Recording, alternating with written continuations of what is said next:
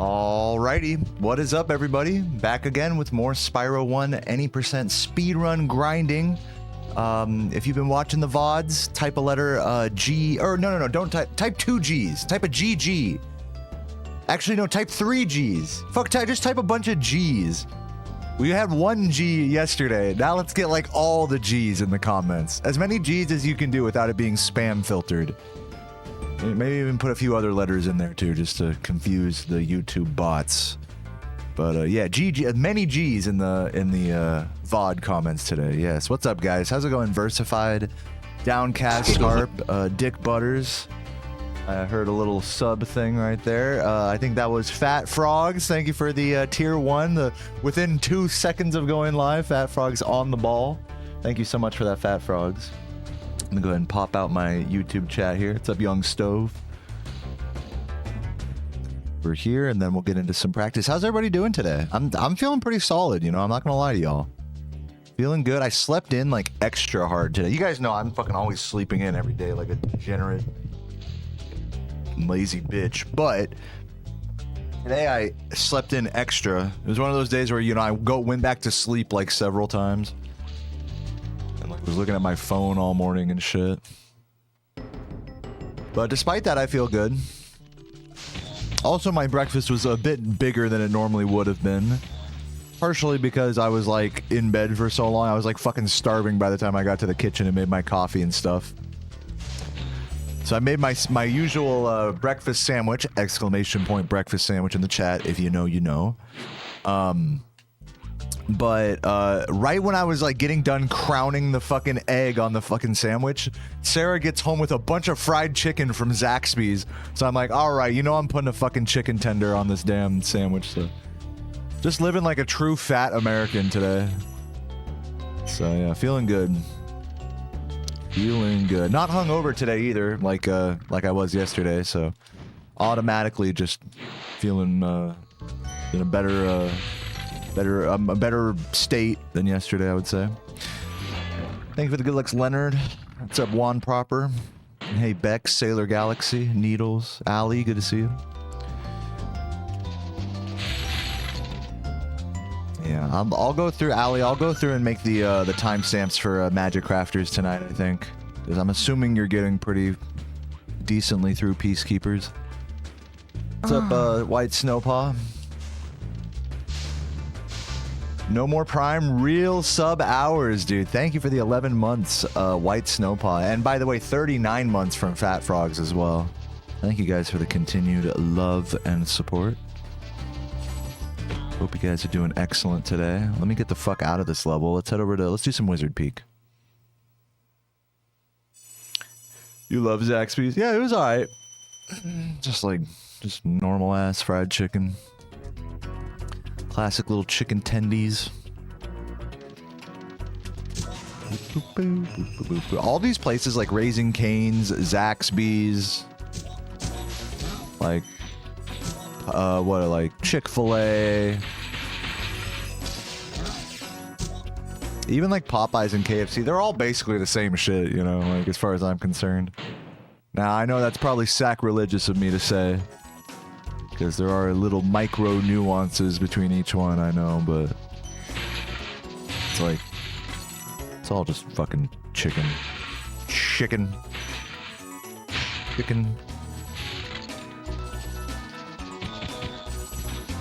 Thank you for the good luck, Jack. Sounds good. All right. Yeah, I'll try to remember. I'll make a little reminder myself to do that. I was going to do that last night, but I just got lazy, so I'll do it tonight. Dude, I've been getting so many fucking scam calls lately. I think it was because when I went out with Sarah the other night, I fucking... Hold on, let me put this reminder. What's the reminder? Timestamps. Timestamps. MC. Okay. I think it's because when I went out with Sarah the other night, I gave my phone number to a guy who I thought was like totally like a normal dude. Like he was sitting down and talking with us, you know, at the brewery. Oh man, we talked for like hours actually about like fucking Spyro and video games and emulators and stuff. Like he was super cool. So he was like, yeah, let me get your number or whatever. I was like, yeah, hell yeah. And so I gave him my number. And now ever since I gave that guy my fucking number, all I get is goddamn fucking spam calls. Not from him, just from like random ass like spoofed numbers and shit. Like robocalls and shit. I think it's because he's in the fucking army. That's probably why. They're probably like leeching. It's like a virus. Like they already got him fucking by the balls, you know, on his cell phone carrier or whatever. Now that I'm in his phone, now they're going for everyone else, you know. So yeah, don't ever give your number to somebody in the Marines. You will get spam called and robocalled. I'm just kidding. I don't know if that's actually his fault at all. I pulled a man. Yeah, I pulled a man. Yeah, it was funny. Me and this army dude were fucking just chatting up a storm, you know, over some drinks, and both of our girlfriends were sitting next to us, like being extra quiet. Like it was just funny, you know. It's like, oh shit, like here's the dudes splaining each other all day, you know, fucking girlfriend quietly sitting beside them, waiting for them to be done, you know. It was just funny.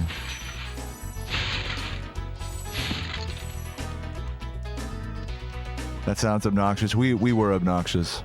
I think you mean the phone thing, but also us just talking, and we include. Look, I tried to include the women in the conversation as much as possible. I hate being in a group of people and like feeling like, oh fuck, like I've been quiet for like the last like 5 minutes of this like discussion, you know, like I'm not contributing anything. Like what am I doing? Like you could see like the boredom, like the glaze over on those people's eyes, right?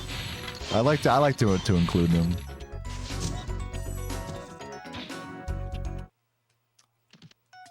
Yeah, dude, the Marine... Dude, I'm gonna start getting, like, fucking Go Army, you know, fucking robocalls and shit now, I bet. Chick-fil-A, what are you having for lunch? Nice. Zaxby's uses 4 extra... Dude, I definitely regret adding extra salt to my breakfast sandwich. That shit was salty as hell. I think you're right about that. They definitely do. It is a salty chicken.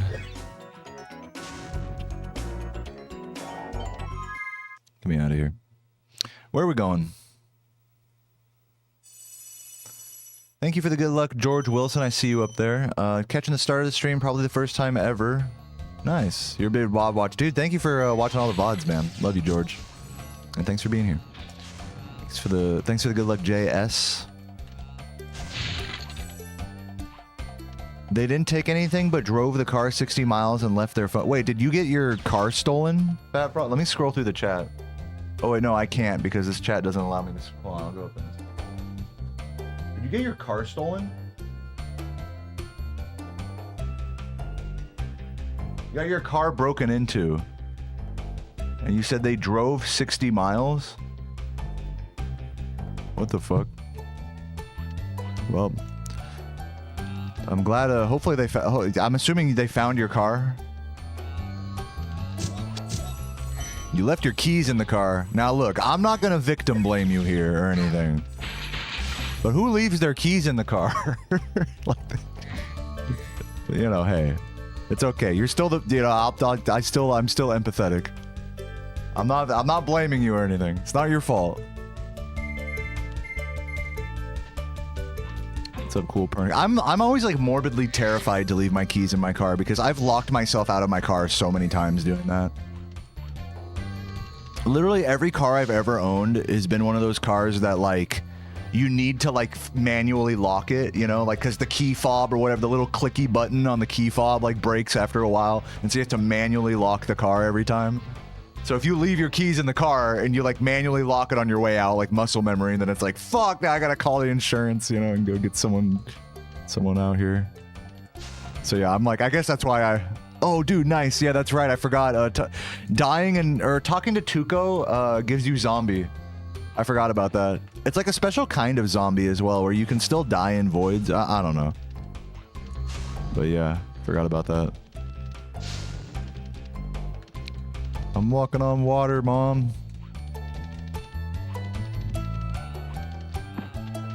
The impress charges. Well, hey, I mean, dude, you got the car back. Probably you might have to, you know, fix a window or something, but hey, at least you still got the car, right? So it's all good. Could be worse. So back to editing. Hey, good luck, Allie. Oh, by the way, Allie, I totally did not watch that sample you sent me, but I'll watch whatever the next one you send me after you get done today. My bad. Allie over here working her ass off, and I'm like, yeah, I'll watch it later. I'm so lazy. This is why I need video editors, dude. It's like, if I want to make a fucking video, it's like so much time.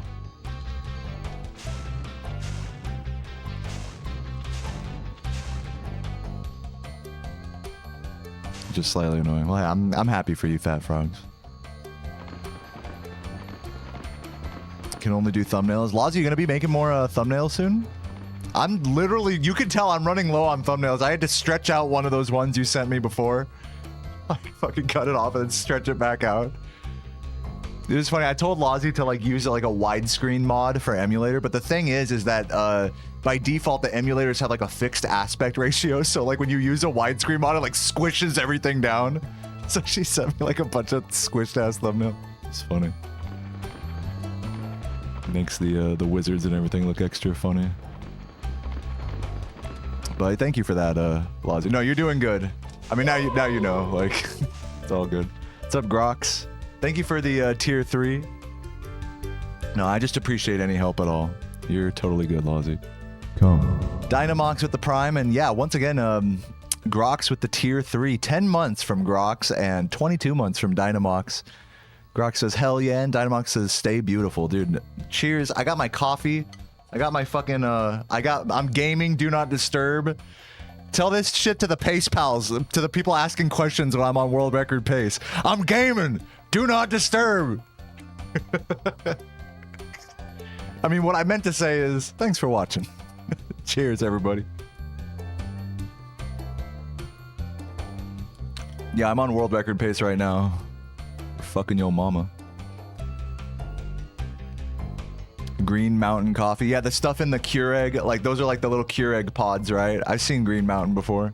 I'm not a fan. I'm not a fan of those. I gotta be honest. The Green Mountain. I mean, if that's all, you know, whenever you're at an Airbnb or a hotel or something like that, that's usually all they got is like the little Green Mountain Keurig cups. Hey, I'll take it. If it's that or nothing, I'll take it. But I always stick with my Folgers breakfast blend. I'm not a coffee snob, by the way.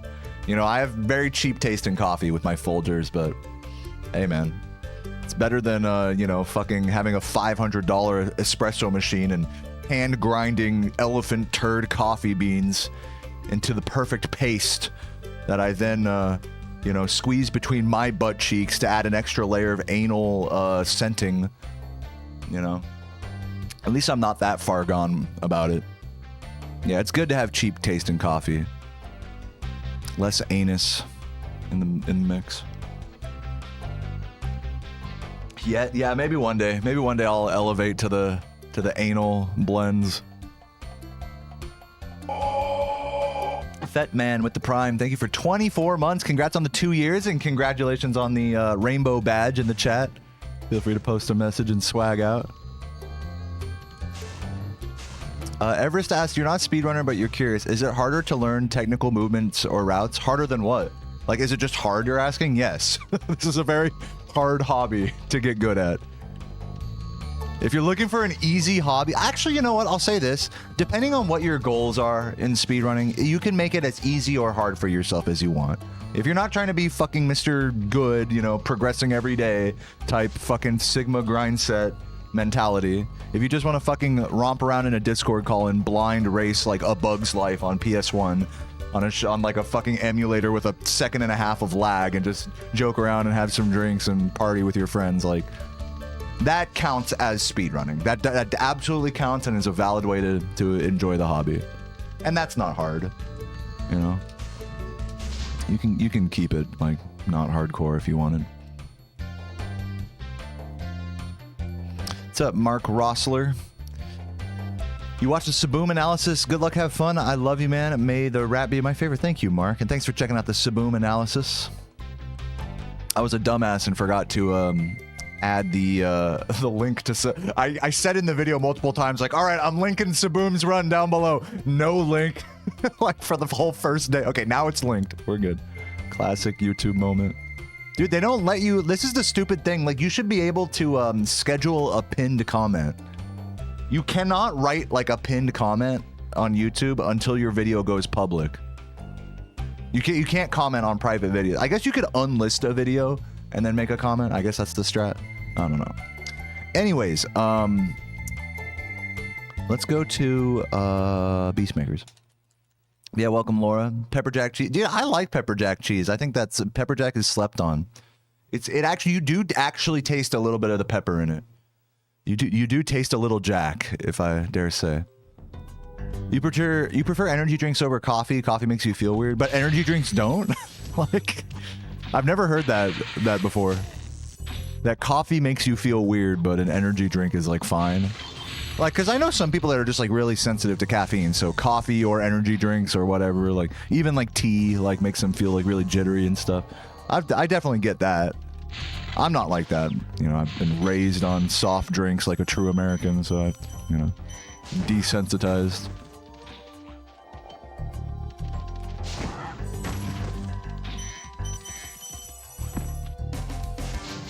You getting the ESA fit? Yeah, congrats. Laura, you got any percent into ESA, is that correct? Not enter the Dragonfly? Was my bet wrong? Ah, I thought for sure you were gonna get ETD Hundo in. Oh well. Yeah, well, hey, enjoy that. Hey, it gives you a reason to come back to the game now after, you know, having a little break.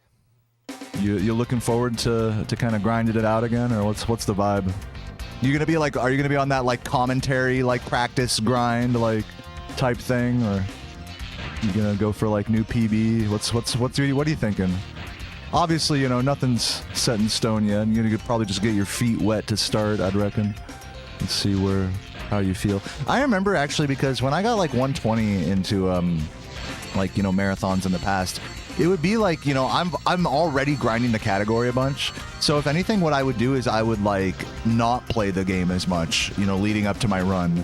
And of course, like that strategy backfired on me because all my actual 120% runs at events were dog shit. So I don't recommend not playing the category, especially when you're at the event. I think we kind of overblow. I'll say this. I think we kind of overblow the need to like be grinding like the whole month leading up to the event. Like, obviously, if you are, that's good. But I think we kind of make it to be like bigger in our heads. Like, okay, we gotta do it. You know, it's coming up in a month. Gotta play every day. You know. But I think what makes the biggest difference is if you're playing like somewhat semi-frequently, and then when you get to the event, you play every day, then you'll be good. Because you gotta really, what's gonna make the biggest difference is that you're used to the setups there.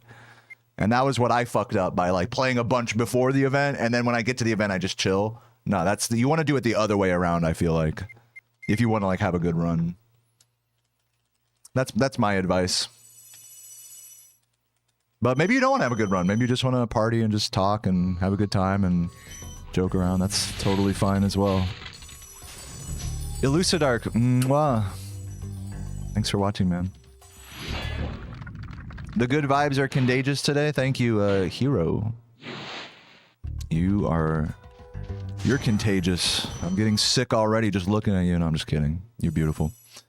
What's up, Pixel Hawk? Thank you for the good luck. You quit caffeine a year ago. Hold on, let me read what Laura's saying. You're gonna get the best 3854. Yeah. Showcase. Oh, you're gonna do like as much unsafe stuff as possible. Okay, cool. That's pretty cool. You're gonna do bike caves and stuff.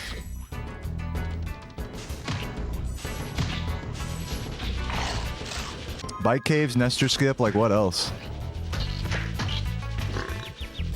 Surely there are some things that I'm not considering. Well, Laura doesn't like bike. Laura has quite a history with bike caves that I won't say on her behalf, but I know that is going to be a bit of an undertaking for her to get used to it. But I'm sure you'll get it down. It's not a big deal. I mean, I still fuck it up every now and again too, so it's not like it's free for me or anything. Dr. Shem power jump route. See, I don't even know what that is. Power jump route? Dr. Shem power jump. Oh, you mean going up the, So do you skip the entire tower? You just jump up to, like, the metal chest and then to the dragon? I think I know what you mean. How many gems does that miss? What's, like, the time save to gem loss there?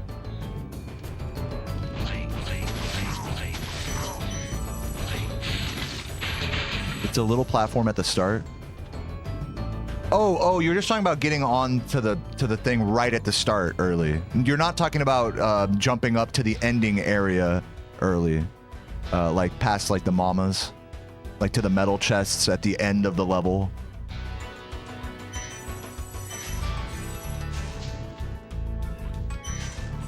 Well, all right. I totally forgot that that's even a thing. What other things did you say? Let me scroll up here.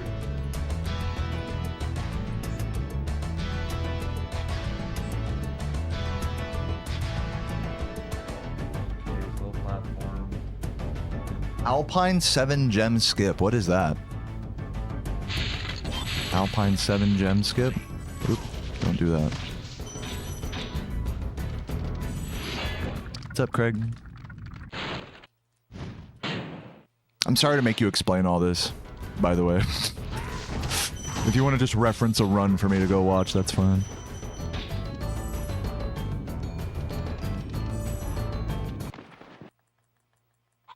But yeah, thank you, Craig. Welcome, dude. What's up, Bomb Buns and Nice Legs? Yeah, have a good night, George. Have a good one. Yeah, someone else was talking about their had to like step away from caffeine. I know caffeine addiction's a real thing. I think we all have it, in all honesty. Okay, you're talking about an Alpine. Hopping across the moving block platform at the start, straight to the 15 spring. Let's go to Alpine, and I'll try to visualize what you're saying here. Hopping across the moving platform at the start, straight to the 15 spring chests. So I think what you're saying is still kill these guys, but then like go across that way and just skip like those enemies. Like go across this shit and do that. That's what you're saying? Okay. Interesting. Let me see how many gems that misses. That's got to save like 3-ish seconds, right? This would be 2, 7. It skips 7. Yeah, you already said that. Skip 7. Okay. 7 gems for like maybe 2 or 3 seconds. Reasonable. And then you can go rough. Perfect. You have to like really work out the kill on that yellow guy. Hit him to the left. I always hit him to the right because you come from the left, so you have to like fade back a little harder from the metal dude here. Oh, see, it's actually really awkward to... I don't know. I'm sure there's some consistent way of doing that. I'm not gonna do this strat, so I'm not gonna worry about it. Let me actually just practice the IL, though. Oh, that's the worst, is missing that. That's, like, so painful. Oh, you go over the top of the beast? That's fucking epic. Yeah, I remember doing that, shit.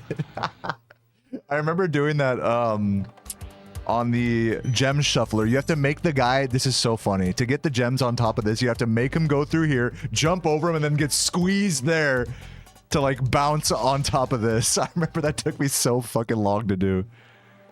Yeah, that shit was funny.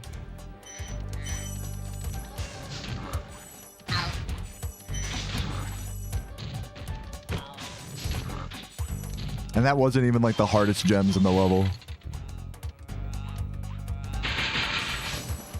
I still can't believe I beat that shit without cheating. No, I think nobody would have, like, given me any shit if I'd have done the 99 lives cheat. But I figure, like, look, if I'm gonna make a point about not using save states and stuff here, like, having this be a legit playthrough, then, you know, it's like, well, then why cheat, you know? Like, then no cheats. I'm glad I decided not to do that, because it makes the accomplishment, like, a little bit more legit. What's up, Chocobo? Thanks for the good luck. Which Spyro is this? Spyro 1. Year of the Dragon is 3. What's up, Dora? And greetings to the UK, Connor. Hope you're doing well today.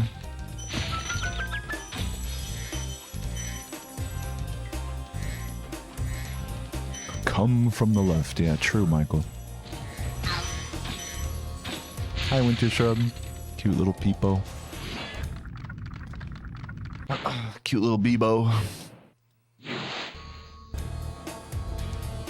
This level reminds you of Cloud Temples? Yeah, kinda. Kinda. It does kind of have like an up in the sky kind of feeling. I hear what you're saying. Ancient temples in the sky type energy. Never made that connection before.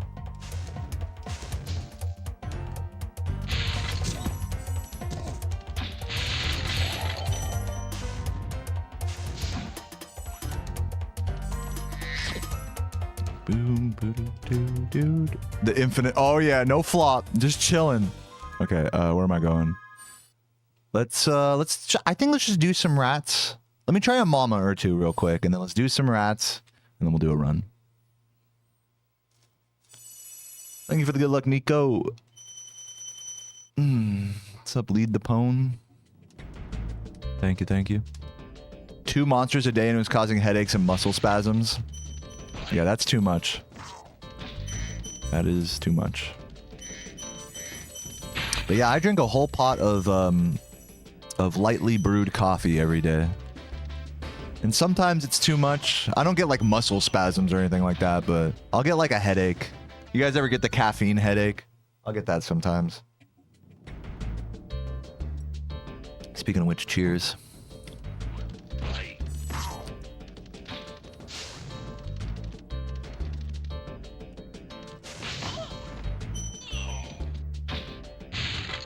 Why has my camera been going like underneath like that lately? That's like a new thing.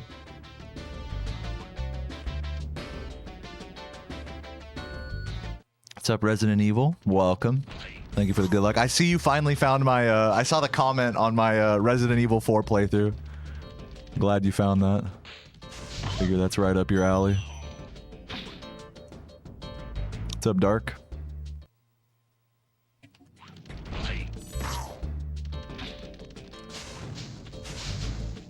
Yeah, camera's trying to fight. The dude, literally the camera in this game is trying to upskirt the mama. It's fucking crazy. It's disgusting. From going a day without it. Yeah, so that's the other side of the caffeine headache is like you can get a caffeine headache from drinking like too much coffee at once, but then you'll get a caffeine headache if you like go a day without coffee, and then you'll get like the same headache basically. It feels just like you're dehydrated basically. Similarly to like when you get like an alcohol headache, I notice it's very similar. What's up, Moist Mork? What are my thoughts on Enter the Dragonfly? And coffee is like crack to me. Enter the Dragonfly is a pretty cool game, actually. I think at a glance, Enter the Dragonfly gets kind of a bad rep because it is so rushed and janky and whatever. Like, it could have been such a better game, blah, blah, blah, which is definitely true. But I think when you look underneath the surface and, like, delve into, like, the mechanics and, like, the community, like, of speedrunning and all this sort of stuff, all the tricks and swim in airs, out of bounds. Like, if you look at, like, 100% as a speedrun category in that game, I think it's actually a pretty interesting speed game. It's an interesting game if you, like, if you look beyond the surface. Same thing with Hero's Tale. But, you know, with that said, they don't hold a candle. Even with that, they really don't hold a candle to the originals. But I think with those games, there is more than meets the eye. They're still mid as fuck. I mean, like, I'm not telling you they're game of the year or anything, but there's just more than I think people give them credit for to them.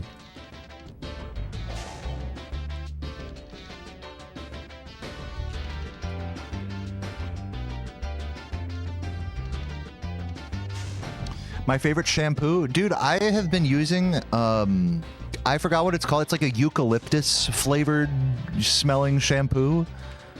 That shit smells really nice. I also got this nice, like, minty kind of men's body wash that smells very manly, and well, I don't even know how to describe it, but yeah, I've been up in my shampoo and body wash game lately. I still use like a really fruity, girly conditioner though. And in fact, I find myself conditioning more so than actually like shampooing because I have curls. It's more important that I like preserve the oily like luminescence of the curls by conditioning every other day or every couple days than it is that I am like necessarily washing my hair every day. You don't want to like over wash your hair, obviously.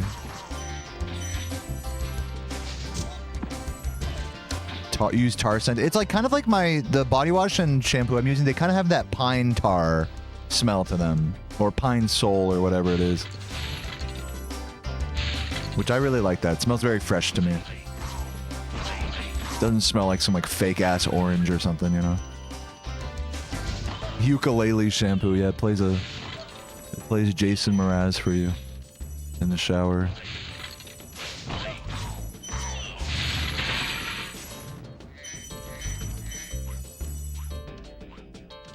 All right, I'm feeling pretty good here. Let's do some rats, and then let's do a run. Before I do that, actually, let me just kind of go this way real quick.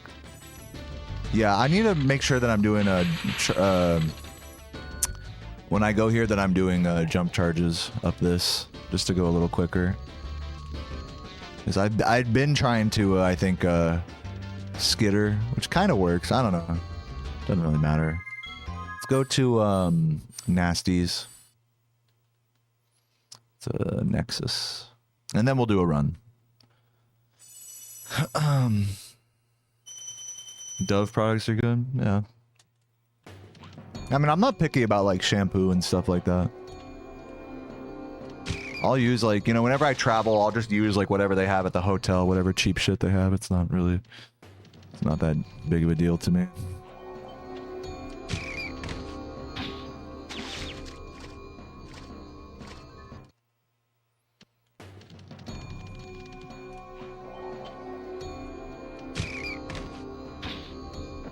That's better execution.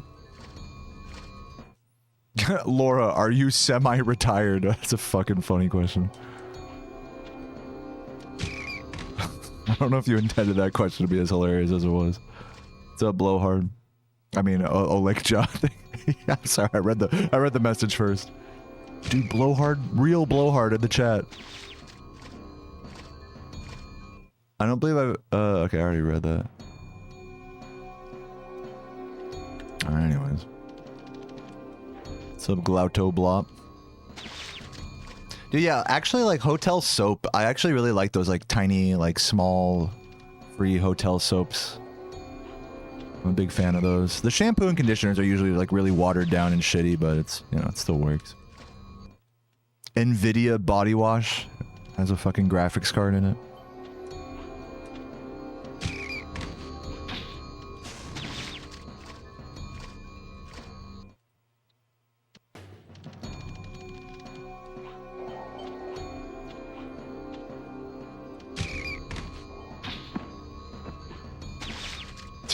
Nice Legs just out here just naming every brand of soap that they and shampoo that they can think of. Thank you for sharing, Nice Legs.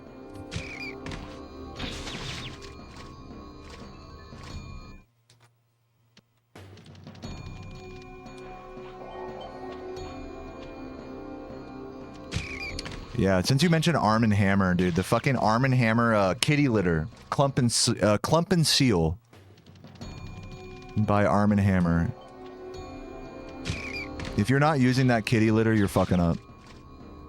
It's the only one that actually, like, you can actually, like, it actually clumps enough that you can pull it all out, you know, and you don't have to fully change it, like, every time. Clump and Seal. Dorito being a bitch. Yeah, I'm just working on the execution. I'm not necessarily, like, you know, married to the attempt that it has to be, like, perfect or whatever, but I'm just analyzing the execution.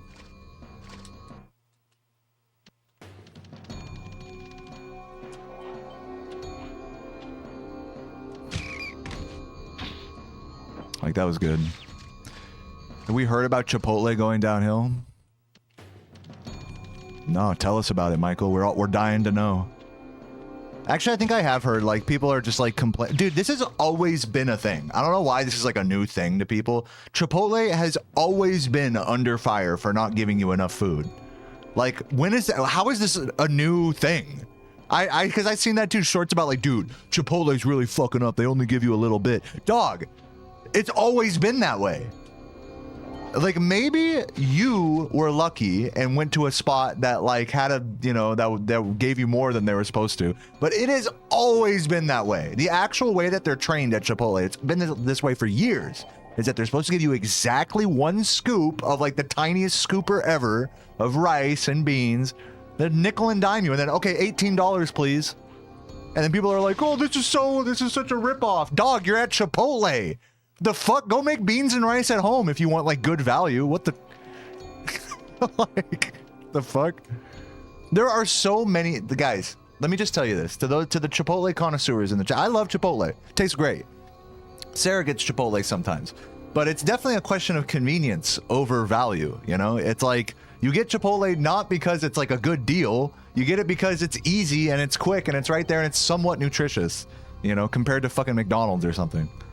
You know, depending on what you put on it. So, like, if you really want to get your money's worth, don't shop at Chipotle. Are you serious?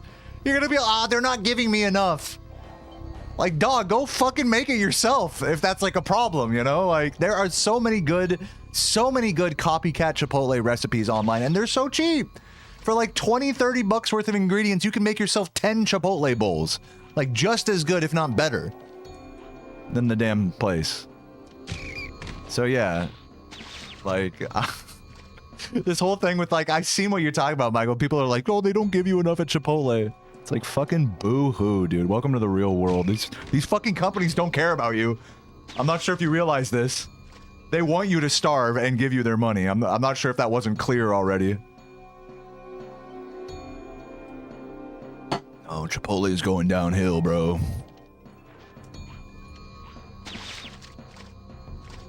Yeah, fuck McDonald's. The same shit at any fast food place.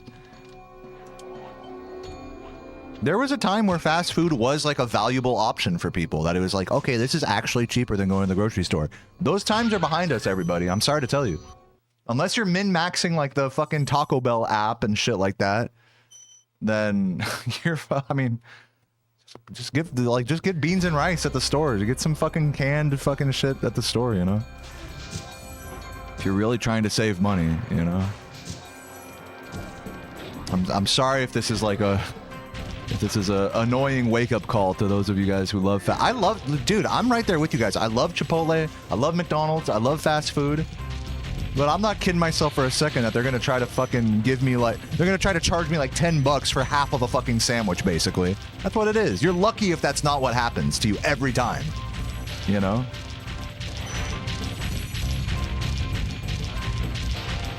So the fact that people don't go into it with that expectation kind of blows my mind a little bit. It shouldn't be that way. It should be, like, more consumer focused. I totally agree, but I mean, welcome to the real world, you know?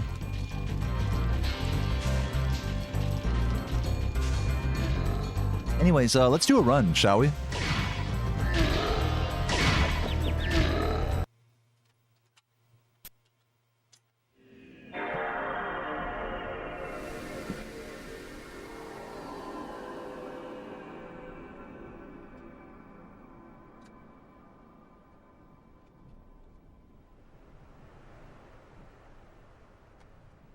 Chick-fil-A and Wendy's, so some hold up better than others. I'm gonna make, like, just since you mentioned two specific places, Chick-fil-A, I don't personally feel like gives you good value for what you're buying compared to Wendy's.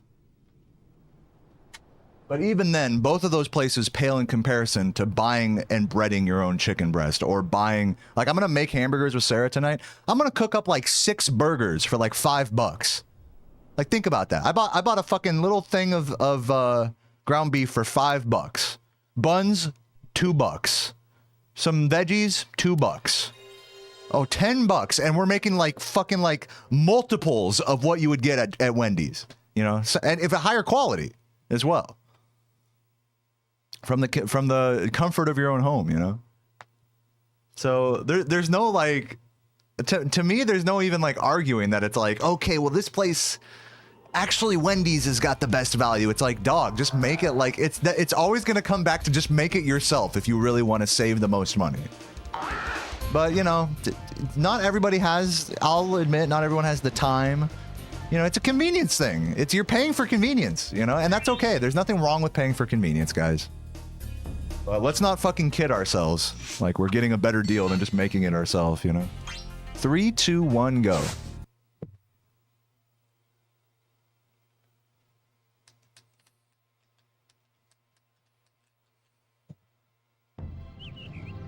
Okay, rolling. Oh, it's been peaceful. And it's a nice treat also. I will say that they really engineer fast food to be like maybe not the same exact product every time, but as close to that as possible. They, you know, have all the smells in the restaurants, and, you know, we've all grown up like, you know, going to different fast food places. So there's that element of like nostalgia, you know, of like, you know, oh, you go into a, I know for me, this is going to sound really weird, but like I go into a Subway and the way a Subway smells is just like, so like, even though the sandwiches are dog shit, I just love the way like a Subway smells, you know? And every fast food place is like, you know, bioengineered to have that effect on you. And so there's nothing wrong with treating yourself every now and again, and you know, especially save yourself some time, convenience. But then if it's like, oh no, they gave me less than what my money's worth, or than what I used to get, it's like, how is that not like what you're expecting? You have to expect that they're just going to give you less and less for more and more money. I mean, the whole world around us is inflating, right? And all that. So it's not really a question of like value. It's a question of convenience and just enjoyment, satisfaction, so to speak. And yeah, I totally hear why people do like complain, because it's like, it is frustrating to like not get like the same size thing that you used to get back in the day, but fucking whatever, just make it yourself then if it's like that much of a problem. People love to complain, but then they fucking do nothing about it. They're just like, keep going to the same place, you know? Keep complaining. It's like, you know, you could just make it yourself if it's like a problem. Because I agree, it is a problem. So that's why I make most of my meals at home. Because I don't want to fucking deal with that. I don't want to deal with some fast food company giving me garbage for like half the size for twice the price. That's bullshit. You know, I'm right there with all you with all the fast food complainers. That's fucking bullshit.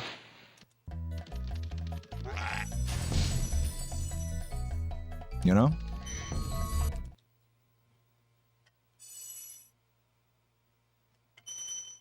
Anyways.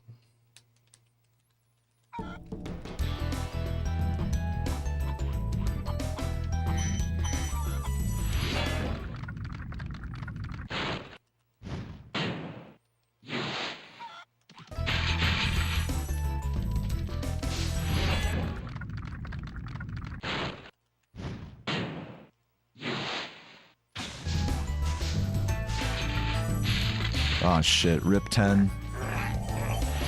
Am I counting? I'm not counting every single one, but as I get into the mid game, I start looking at the gem counts on the loading screens. That's what the number next to each of my splits underneath my webcam are. They have to do with gem counts.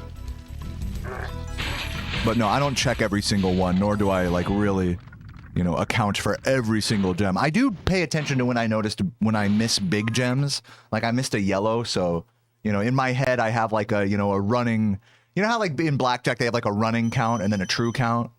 You know, that's kind of like, we kind of have a running count in our head. That's like, okay, I think I'm roughly 10 down right now, right? But, you know, the true count is going to be like different because we check that on the loading screens. Does that make sense?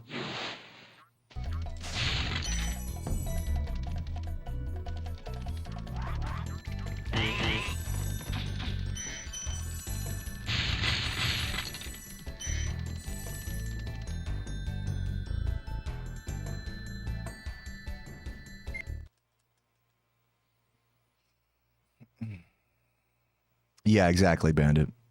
What's up, Foxy Rocks? Your girl and I playing a drinking game with a broken controller. Every death is a drink. How broken is the controller? Like, what's wrong with it? I feel like I would hate that game. It sounds funny, though. If it just randomly... I've had controllers just randomly spaz out and just press, like, random inputs. That would be like funny for what you're talking about. If it's just like the fucking one of the buttons doesn't work, that's just annoying.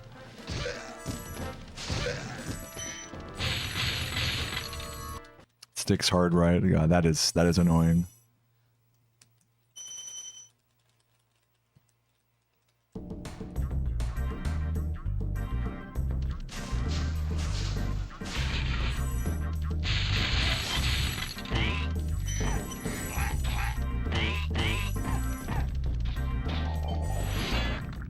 Yep, there's a little Peacekeeper's rabbit right there. Got me tabbed. Thank you, Jason. Hope you're doing well today, man.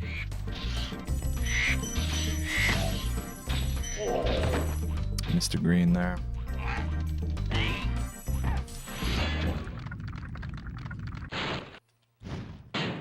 Suicidally deals spro. I think what you meant to type was suicidal, but that's like the craziest misspelling of that word I've ever seen in my life. I definitely believe you that you're playing a drinking game now. This man is definitely several drinks in. First time chatter. Sweetly deal. What's up, Fiute?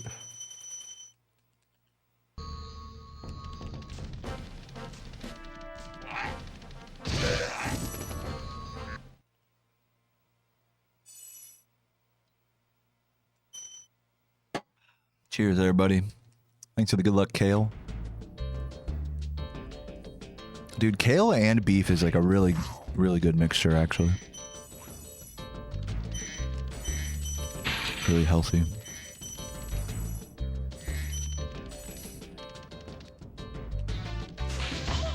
Please, no, that's not gonna work. It's probably a reset. Try one more. Jaska, thank you for the prime. Welcome. So close. I'll just try it one more time till I get it, but I'm done with this run.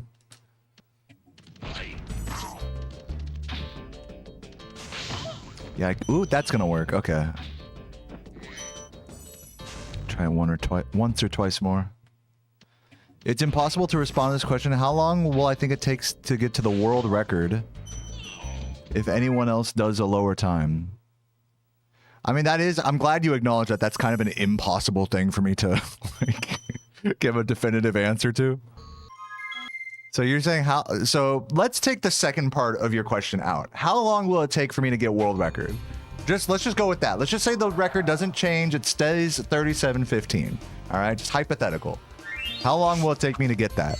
I still don't know. I still can't give you a good answer. Because there have been times where, like, I've grinded for months, for years without getting a PB or a record, and there have been times where it just happens back to back in, like, 2 or 3 days, you know? Okay, rolling. So it could happen today, it could happen next month, could happen in a year, and by that time, like you said in the second part of your question, the record might even be lower then, so... But then I might be a better player then as well, so... You know, there's a lot of cascading variables there in terms of when it will happen. So I cannot answer for sure.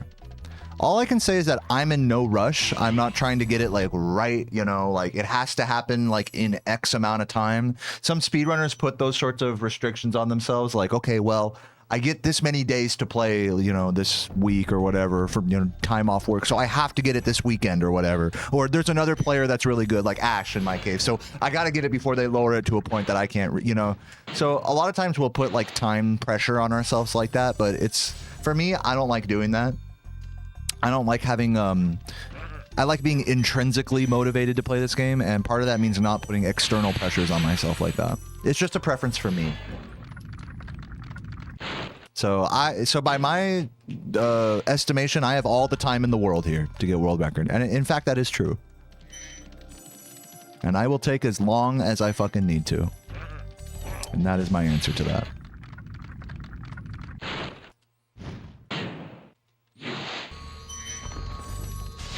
Oh, I actually got the early grab there, but I still rolled like a dummy.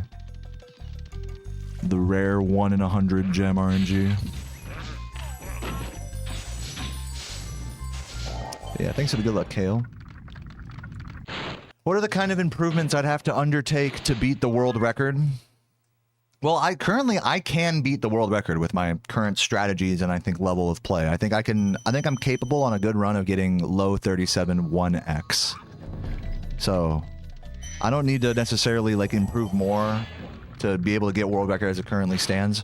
But as time goes on and as world record gets better, I may incorporate Nestor skip. I may, alongside that, do like a more Chris oriented strategy, like kind of Laura and I were talking about, doing like a bike caves focused route, which gets an extra 100 gems for a 26-second deficit in Magic Crafters, which does change the routing elsewhere in the game. But as it stands right now, I don't want to make such a big jump and change to my routing or to my approach. I also don't want to do Nestor skip. It's just a preference on my part. And yeah. And even despite that, even if I don't change anything here and I just keep doing runs the way I am right now, I am going to still slowly get better and slowly get better average times, even if I don't change any particular strategy from this point forward. So there's that to consider as well. Like, that's the beauty of like running a 3D platformer like this, is that you can always take, you'll naturally get faster and faster with time, even if you're not necessarily like upgrading your strats or whatever. As long as you're trying to go as fast as possible, you will slowly do that. Yeah, I think, I agree, Kiwi. I think I have been getting more consistent with my my paces lately. I think I have been slowly getting better at this category over the last few months. And I do think I'm capable of record right now, But that doesn't mean I'll get it anytime soon or ever. What's up, Venu? Thanks for the good luck. And yeah, I just want to reiterate that I'm not like in a rush to do any of that. Not in a rush to like fucking master Nestor skip and do like a crazy ass bike caves route. Like let me get the run I want like this first and then I'll do that, It's all in due time, everybody. You can't rush perfection. You got to do things the way you want. What's up, Elaine? Hope I'm having a good day. Love you, brother. Thank you, Lord Huh. Appreciate that. I am having a good day, especially now that you're here, man. What's the biggest time loss in my current 90% PB? That would have to be Mama Proxy, the Clifftown split. I have about 8 seconds to save. There are also scattered time saves in the end game, about 3-4 seconds in Jock, as well as another 3-4 seconds from Jock to the Balloonist, because I had to recover gems. Also, there is, depending on my gem count, if I'm over gemmed going into Metalhead, I can save 6 to 8 seconds on a updated route there, if I'm over gemmed. So yeah, there are definitely some time saves scattered throughout my splits here. But they're all kind of in the back half, the latter part of the run, which is why you'll see me push out, like, runs that are like a little behind here at the start, For some reason, my splits had a really strong Artisans. But, obviously, there's more to the run than that.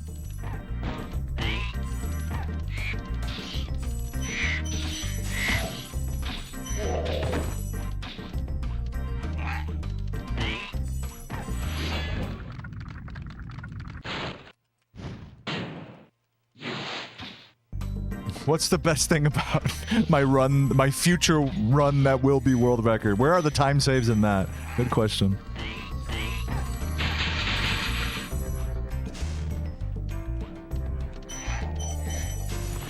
There will certainly be some. Yeah, first run of the day, Elaine. Well, first run, I guess, second run of the day. I got one that died to Mama Proxy earlier.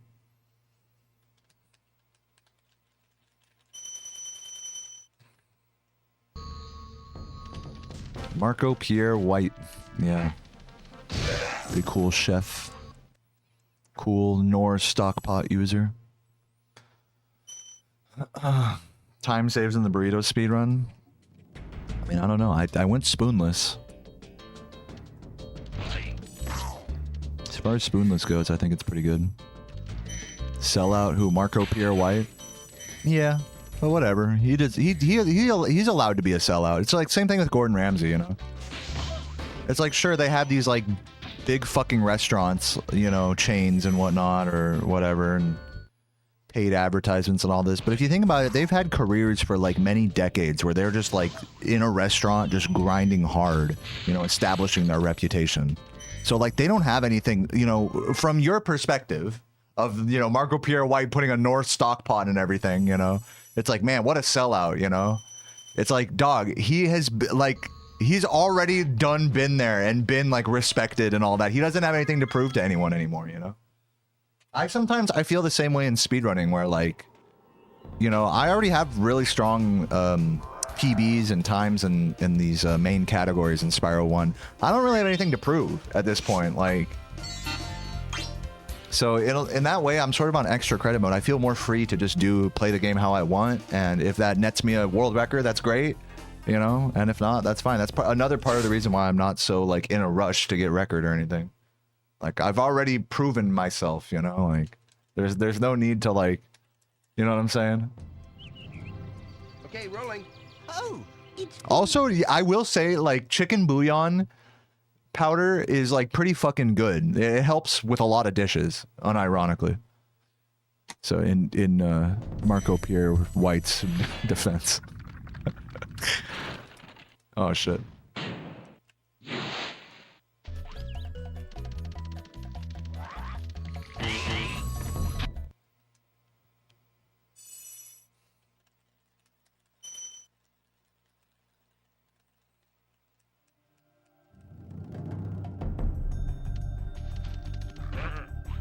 Ugh. Do I think Saboom will take world record? Well, Mac, I'm not sure if you realize this, but he is taking a break right now. So right now, no. But when he comes back, maybe. If and when he comes back in like a couple months or whatever.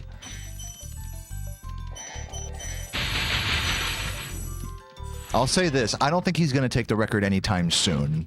I'll answer that way. As for the more distant future, possibly. Or if you want me to answer it like this way, I'm not scared he's going to beat my record soon. Oh, did Saboom get a job? I didn't even know that. Good on him. Do I smoke? I smoke weed pretty much every day. I usually wait till the evenings, though. I don't like to be stoned when I'm speedrunning. Having goals keeps you motivated. Yeah, but there's also motivation beyond just like the world record.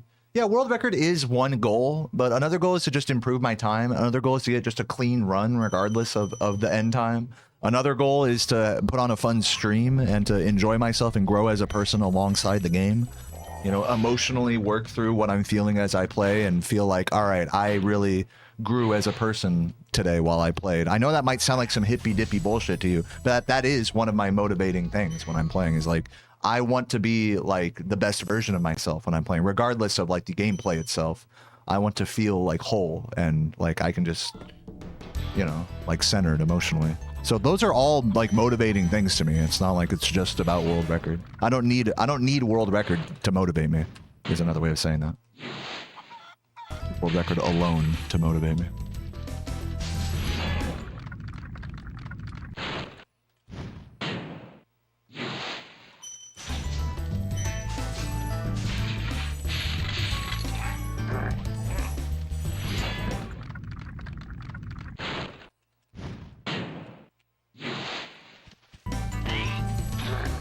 It's really slow.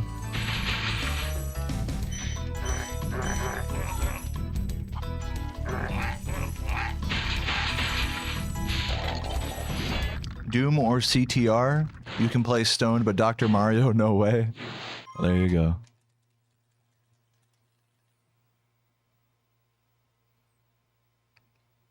Yeah, Mac makes a really good point about like being motivated beyond world record. Is like, I had world record before I got my 120. You know?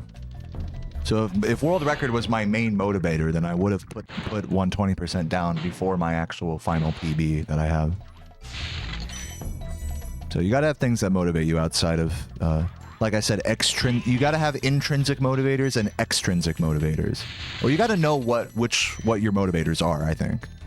You gotta like sit down and be like, am I doing this just to impress people, just to feel validated, just from some vain sense of just getting some arbitrary world record? You know, just for being better than other people. Is that the main reason why I'm doing this? That's all very external reasons to do something. And it could be very separate from you just enjoying it and you just having fun with the process. So I think you have to be able to tell when your motivators are intrinsic or extrinsic.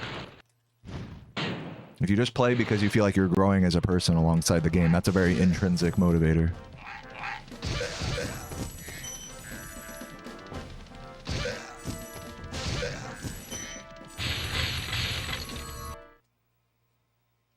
Is it against Twitch terms of service to light up a blunt on stream? No, it's, you know, if you, as long as weed is legal wherever you live, you can smoke weed on stream. But since Twitch is famous for having gray areas in terms of ban enforcement, and especially with drug and alcohol usage, even if drugs or alcohol are legal in your part of the world, if you over consume drugs or you're like overly inebriated, you can still be banned for that. So it's not like, you know, okay, you can smoke like fucking 10 pounds of weed, take like fucking like, eat like a whole pot of like brownies, you know, and just fucking pass out on stream. Like you could get banned for that for sure. Or getting too drunk. You can get drunk on stream, but you can't get too drunk on stream. So there's a real gray area in terms of enforcement there. But yeah, I could smoke weed on stream. It's not like I can't. I've done it before. Ugh.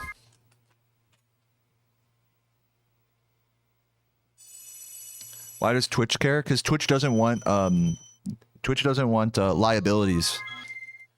They're a big corporation, so they don't want any action on stream that could be considered a liability for their platform. They'd rather ban people that they see as liabilities. 3, 2, 1, go.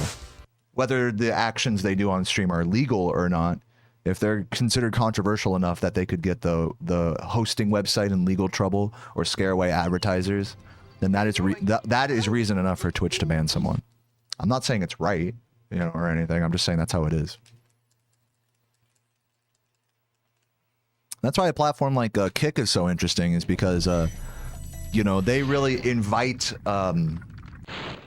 dangerous activities on that website. Then they kind of make it clear that it's like, hey, if you're banned on Twitch, or, you know, you think Twitch, you don't, stuff like gambling and sexual content, or fucking like streaming and driving and stuff like that. There's that one guy that got in a car accident on fucking Kick and stuff like that.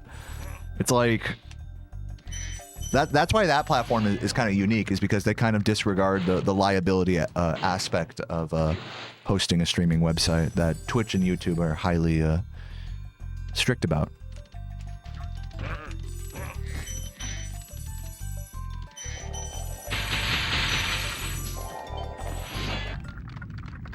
But, you know, chances are, if, you know, Kick keeps being lax about people fucking, like, you know, shit like drunk driving and stuff on their platform, like, make no mistake, Kick will get shut down eventually if they keep, you know, being known for that.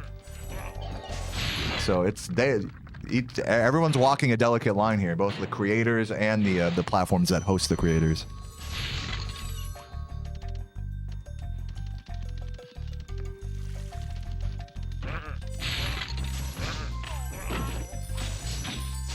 Still gaming on the Japanese controllers. This one, I don't remember if this is a Japanese one. I think this is the same one I was using since before Japan. But I got a really nice DualShock 1 that I have over here. It's a clear blue PlayStation 1 controller, and that's the one I use for emulator. That one is really nice. The other black ones I got from Japan, they're just like, eh. They're not like really my cup of tea.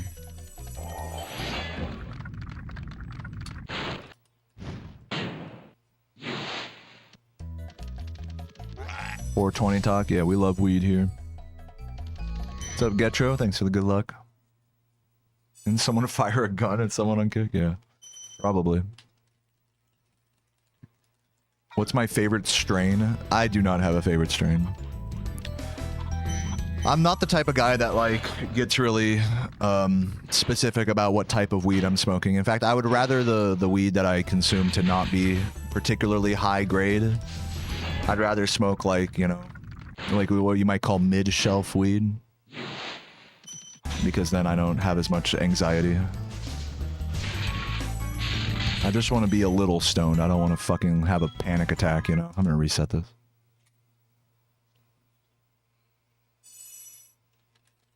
Yeah, I don't like that feeling of being zombied. I don't like that feeling like when you consume too much weed. It's like this with edibles as well, where you just can't function anymore. You just have to, like, lay down and just, like, you know, let the high blood pressure and like the thoughts, you know, like all go through you and stuff. It's just like that's not really that fun. 3, 2, 1, go. That makes for a funny story, I guess, but it's not really a good way to live, I don't think. Definitely not preferable to just like smoking a little bit of weed or not smoking at all, you know. Okay, rolling. Oh, it's been peaceful.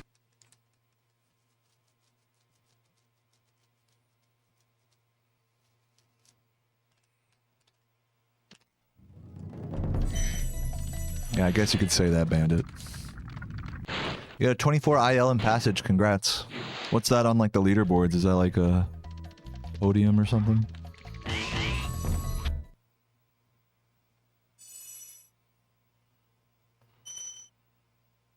You know, Bad Mojo, I get it. I get it. As someone who's smoked weed and has been there, like, I get it. Like, you kind of like that. Like, especially when, I think this is something I noticed when I, like, worked a real job, is that it's like, I would start to feel so bored and empty at work that it was like, I kind of wanted to feel like the anxiety or like high blood pressure, like, you know, panicked almost feeling of being faded, like, oh shit, like, do people know that I'm high right now, you know, at work or whatever. Keep in mind, I worked at a music store, so it wasn't like I was operating heavy machinery or anything.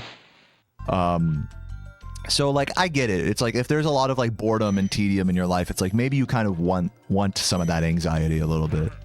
I get it. I'm not saying it's healthy, you know, or anything, a healthy way to deal with those feelings, but all I'm saying is, like, I get it. I could see why someone might like that.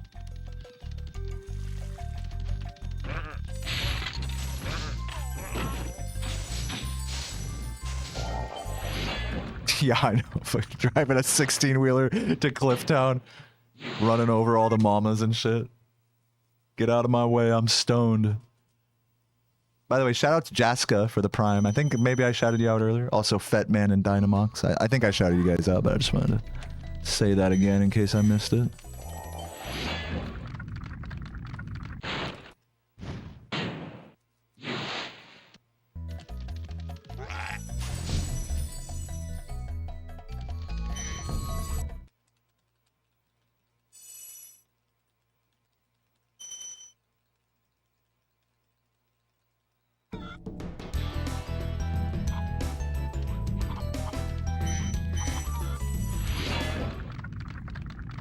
Some people like sativa, it's this and that. Look, I'm gonna say this. I think some of the stoners in my chat are probably gonna disagree with what I'm saying. I feel like the whole thing about sativa is a head high and indica is a body high. But then, weed has a different effect on everyone, no? So how can you even say that? How could you even say, even if it is a head high and a body high for you, how do you know that's the same thing for someone else? You don't. Weed is like a drug that's like notorious for having different effects on everybody. So like, I don't understand why people like latch on to the whole like, oh, sativa is this, indica is that. It's like, to me, it doesn't, for me personally, it doesn't make a fucking difference. I'm sorry if that offends any of the turbo stoners in the chat. It's like, no, they are different. I swear. It's like, yeah, maybe for you, like, it's like, you know, 3, 2, 1, go. Yeah, I definitely think the whole sativa versus indica thing is like some kind of a, I'm not gonna say totally bullshit, but like there's definitely some bullshit in there. Okay, rolling. Oh, it's been peaceful. Not that there's nothing to it, but that there's also like a lot of bullshit in there as well.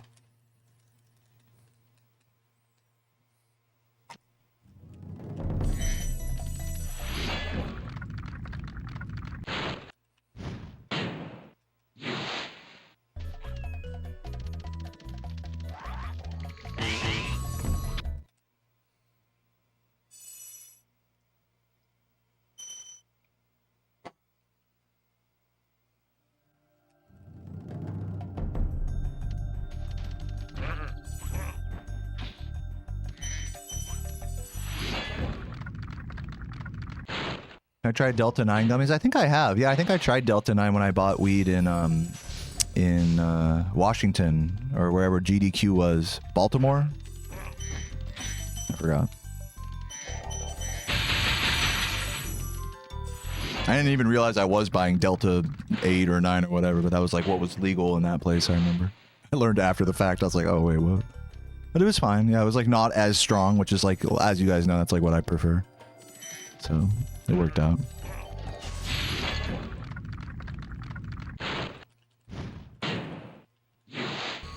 Weed can cause schizophrenia. Yeah, sure.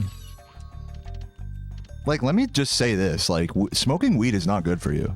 Ingesting, like, THC, all this stuff, like, you know what's the best thing you could do? Is not that. Is just drink water, you know, and drink tea and stuff like that, and not drink alcohol or not consume weed. Like with weed, I'll leave alcohol out of this for now, because alcohol is like objectively like destructive for your liver and your body, right? With weed, it's more nebulous, right? There's all sorts of stoners online that are like, oh, weed is good for you.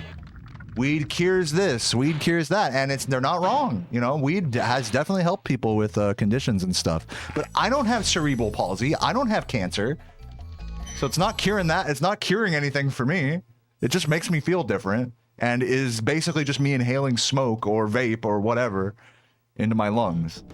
So I don't know how I could possibly make the argument that that's like good for me. It's not. Like, I'm not going to speak for all of you guys in my chat, but I'll speak for myself. Like, weed is not good for me. I think a lot of stoners like struggle with realizing that about themselves. Like realizing what's good about this and what's bad about it, you know? Because there is a lot of that, like, I don't want to say propaganda, but there is just like a lot of black and white, like, sort of outlooks on weed that's like, okay, it's only good or it's only bad, you know? 3, 2, 1, go. You know, a drug like weed is really not black and white like that. It's very gray, and, you know, for each person, like, depending on what you're doing, like how you ingest it, how much you ingest, who you are, how it affects your body specifically, what settings you do it in, those all have an effect about whether weed is like actually like a positive force on your life or not. And I feel like more times than not, it's going to be a negative thing, you know, compared to just not doing it. But there's nothing wrong with, like, you know, in my mind, like, it's okay to like have vices. It's okay to like smoke weed, even though you know it's not good for you. It's okay to have a beer, even though it's not good for you. What's bad is overdoing it and letting it creep into other parts of your life.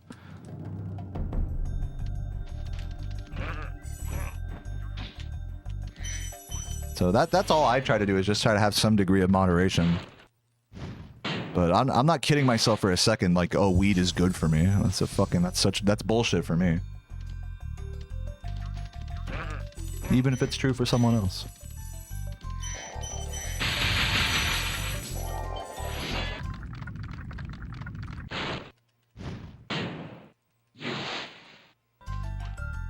Yeah, curing boredom. Yeah, hey. There's something to be said for like emotional health, right? Like if weed like makes your life like better emotionally, regardless of like the physical impact on your body. Like there's something to be said for that, for sure. I get it. So yeah, I mean, I just want to reiterate, I'm not telling you guys like to agree with me or anything, or that what I'm saying applies to you. It's just for me. And there's a lot of hot air about, you know, no pun intended. There's a lot of smoke in the clouds online about what weed really does to you and how much it like affects your life. You can only know for yourself how it really affects you. That's like kind of the thing about it. And unfortunately, it's just a drug that has a lot of like cascading opinions all around the online and just across the world, you know. Some people, you know, hail it as a miracle panacea. Other people are like, this is fine. It's not bad at all. And other people are like, this shit ruined my life, honestly. Like, there are people whose weed has ruined their life, you know? Make no mistake, you know? So, like, it's the whole spectrum is there. So, can't really necessarily go on any one of those viewpoints and be like, ah, that's how it is. Just got to know yourself, I think. But that's a big reason why drugs, like, you know, it's like you're better off just not doing drugs, guys. Like, so why even like go down that whole rabbit hole of like, okay, is this good for me? Is this bad for me? I smoked weed and I feel guilty because but now my boss noticed or something. You know, some shit like that, right? My wife doesn't like when I smoke, so, you know, this, you know. It's like, why even go down that rabbit hole, you know? At a certain point. So I really have a lot of respect for people who just choose to abstain from weed or alcohol or anything like that. And it doesn't mean that people who are sober don't have vices either, you know? Like, they don't fucking, like, people who are sober can eat like shit, can consume a bunch of sugary drinks and stuff, you know? Can do things that are self-destructive. So, I think what I'm trying to say is nobody's perfect. Nobody's perfect, and, you know, weed isn't good, weed isn't bad, weed is just what it is. For everybody, for each person, I don't know, you gotta figure it out on your own. Don't let someone else tell you what something is for you, you know? I think that's kind of what I'm trying to say. Because I'm sure, like, a lot of the shit I'm saying about how weed is generally, like, not a positive force in my life. Like, there's certainly people listening that are like, dude, fuck that. I love weed, you know? I like weed too, you know? Weed is fun, but it's just, it's just not good for me. It's not like I'm, like, in a dire situation and I need to quit or anything. I only ever really consume weed in, like, pretty specific situations now. Just because I've really looked into myself and been like, okay, it's bad here. It's nice here. It's bad there, you know? And like I said, it's like you could just avoid that whole, like, spending so much time and energy thinking about those things if you know, like, don't do it at all. Like, just funny. We go down this whole rabbit hole about some shit we put in our bodies, you know? Like, you could just not put it in your body. You thought about that? No.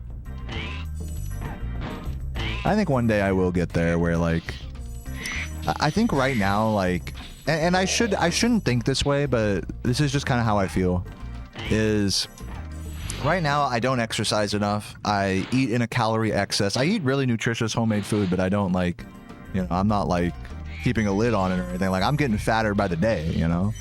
And then you add weed and alcohol on top of that, it just slows you down, you know? And I'm over here trying to be, like, the best version of myself, you know what I mean? Like, trying to get a world record speed run. So does that mean I have to quit weed, you know, when I'm not streaming in order to achieve that? No, it's like I'm just on my own journey right now. That's what I want to do. I'm willing to have a vice like that in my life. And I'm okay with it. I think I have it in enough balance and moderation that it's like I can still be the best, in my mind, best version of myself.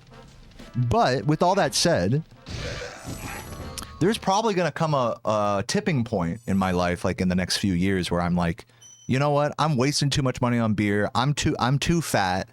I don't like this. You know, it's time to stop, you know? That point will probably come at some point in the next few years, I think. But for now, I enjoy being a fucking fat American and playing this game, you know, for a few hours every day and then making food and playing RuneScape and smoking a bowl for the rest of it. Like, as long as I'm enjoying it and you know, not like feeling like super guilty, oh, bro, I'm fucking ruining my life, you know, but I'm fine with it, you know, and that's just like a choice I've made for myself. Whether any of you guys agree with that or not, I can't say, you know. I'm sure some of you guys think that's fine, and others of you are like, you know, it's time to make a change. And truth be told, you know, like, if I'm really concerned about like being like as physically healthy as possible, like, change starts now, you know. Change can start today. I can start exercising more today, you know, but I don't. And so that's just the way the cookie shits, you know. So that's why I say it's gonna be like there's gonna be a tipping point one day, you know. Shouldn't have to be that way, but that's kind of the byproduct about having vices and having unhealthy lifestyle choices, is that eventually, you know, you're gonna go to the doctor and he's gonna be like, dude, you are pre-diabetic or some shit. I'm not saying that's what I am, but, you know, eventually there's gonna be some kind of wake-up call. And that's okay, you know, like, as weird as that sounds, even if I am a little guilty, you know, I think it's okay to, like, just enjoy the shit. Enjoy what's around you, you know? Call me crazy, you know? Enjoy what's around you. Be a little unhealthy. Eat a little too much. Fucking smoke a little weed. Drink a little beer. Maybe drink too much beer one night and then, hungover the next day. That was me yesterday, you know? Every now and again, that's fine, right? As long as you're not going, like, so fucking overboard.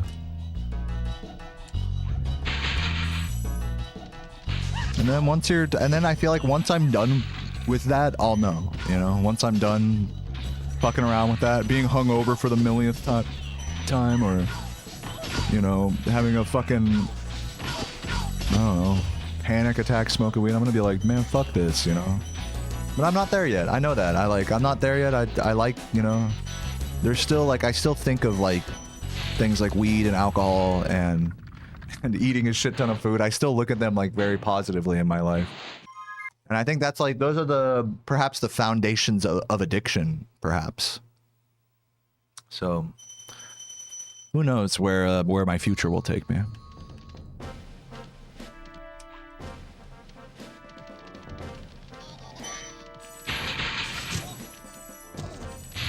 But all things considered, I can still play this game pretty well. I still, like, have I think a thoughtful head on my shoulders. I'm not completely so far gone that I'm like, you know, I don't know. I think I'm good, personally. Just my thoughts. What's up, Bat Moro? How you doing? I'm doing good. Yeah, hangover always makes you reflect. It's like you go out, you pay too much money for too many drinks, and then you wake up the next day, you're like, that was, you know, that's regretful. Like, why did I do that, you know? Sometimes you need that to clean yourself up, you know?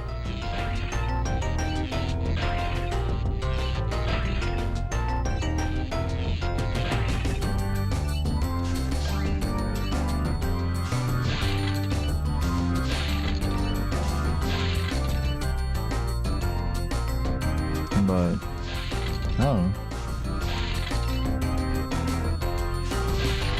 Next day I do the same. I wouldn't say the next day I do the same, but every now and again. I would say I get drunk to the point of being like hungover the next day once every 2 weeks, probably, if I were to like quantify it. But with that said, I drink alcohol every day. I drink a beer every day, and I smoke a little weed every day after dinner.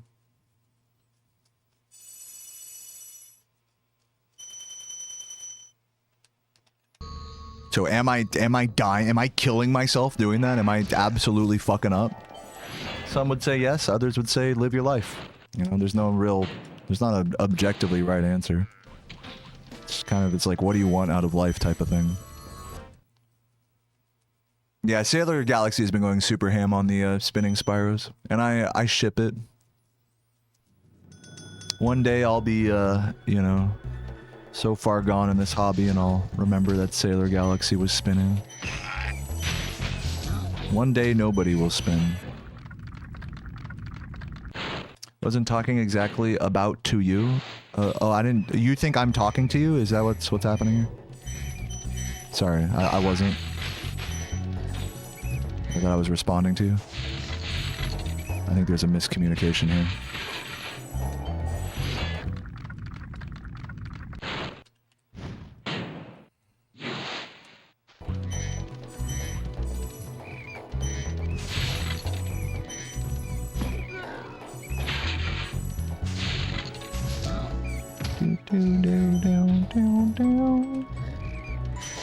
Yeah, Alex, you're good. I'm not assuming nothing. What's my opinion on Gravy? Gravy's good. Honestly, I'm gonna be honest. This is gonna be kind of a hot take. Gravy is not all that. Some gravies are good. Some are whatever. It's just like, it's one of those things that it's like, you know, gravy can be a lot of different things as well, you know. So there are good gravies, there are bad ones, but overall, like, there's never been like a meal I've had that's like, okay, I need to have gravy on these mashed potatoes or something, for example. Like, I'm fine with just like a little bit of a, you know, like a little bit of sriracha or some barbecue sauce. Like, there's never been a meal where I can't supplement gravy with another sauce. That's like much easier to create. But there, you know, there's good gravies out there. It's just I don't know. Yeah, gravy is like kind of optional. That's how I would describe it. Gravy is definitely optional in my life. Poutine. I have not had a lot of poutines in my life. I've had it like a couple of times. So I'm not like a proper connoisseur.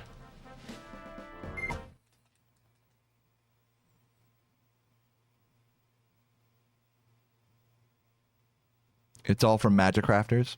That's fine. I mean, if it's long as it's like different levels and stuff, that's fine.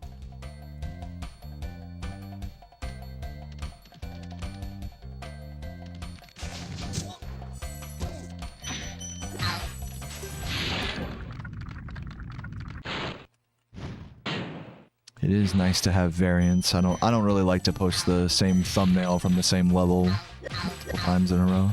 But hey, I mean, if you send me a bunch of thumbnails all in like the Magic Crafters homeworld or something, it's fine. I guess I'll just like make my own elsewhere to supplement them.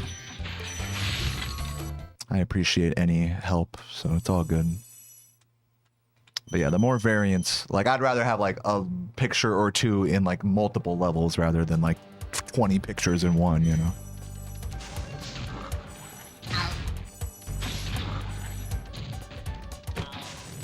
But either way, whatever the case is, I appreciate it, and it's all good. Oh god.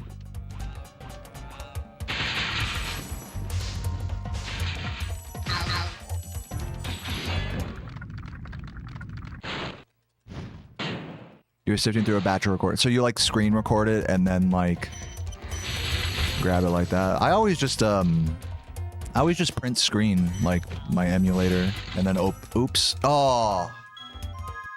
Fuck. That was just really unlucky. It ate my glide basically. I always just in my emulator I'll just print screen and then copy it or paste it into Paint, crop it and then put it on GIMP or something. Actually process it. 3, 2, 1, go.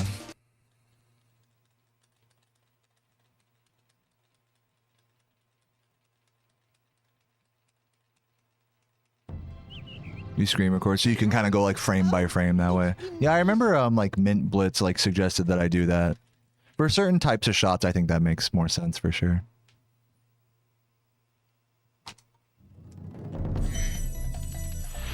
But anytime it's like that, where it's like, okay, I want to catch like an action shot of Spyro, so like, you know, think about like screen record or whatever. You can also record your inputs in the Spyro scope.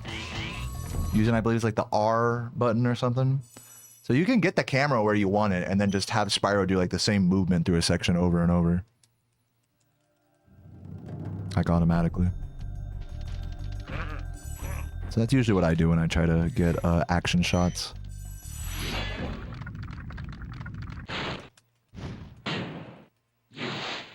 My favorite potato chip flavor is salt and vinegar.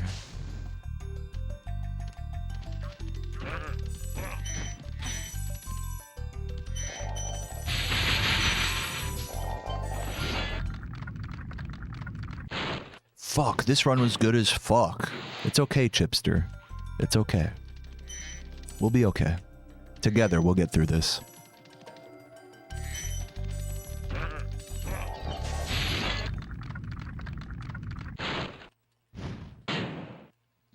What's up, OCD? Thanks for the good luck.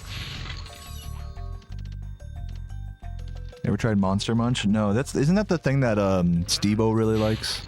It's like from the UK. I live in America, so no. Sounds good. I do like pickled onions. Sounds like a good flavor for chips. Or crisps, whatever. Yeah, that'd be good. Send me some. What's up, Fresh Pocky? Thank you for the good luck. Prawn cocktail the goat. You're talking about like as a crisp flavor? I get the feeling we have more UK people, so I'll start saying crisp not to confuse people. Yeah.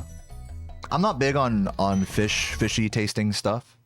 I like prawns, you know, they're delicious, but prawn flavored things taste like notably fishier, you know, and I'm not a super big fan of them. I'll still eat it though.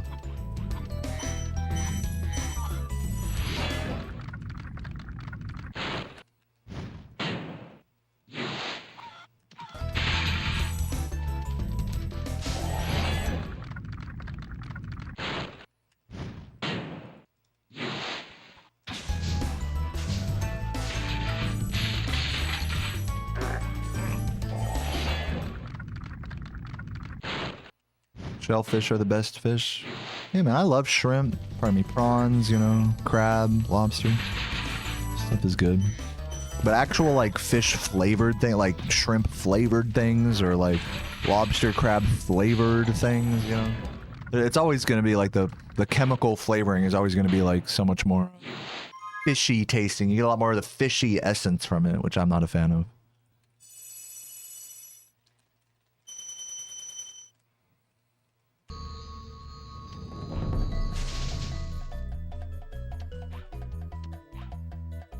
I know it sounds like mega stupid to be like, oh, I like fish, but I don't like the fishy taste of some fish.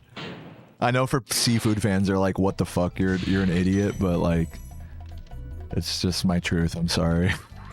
Like, it is what it is.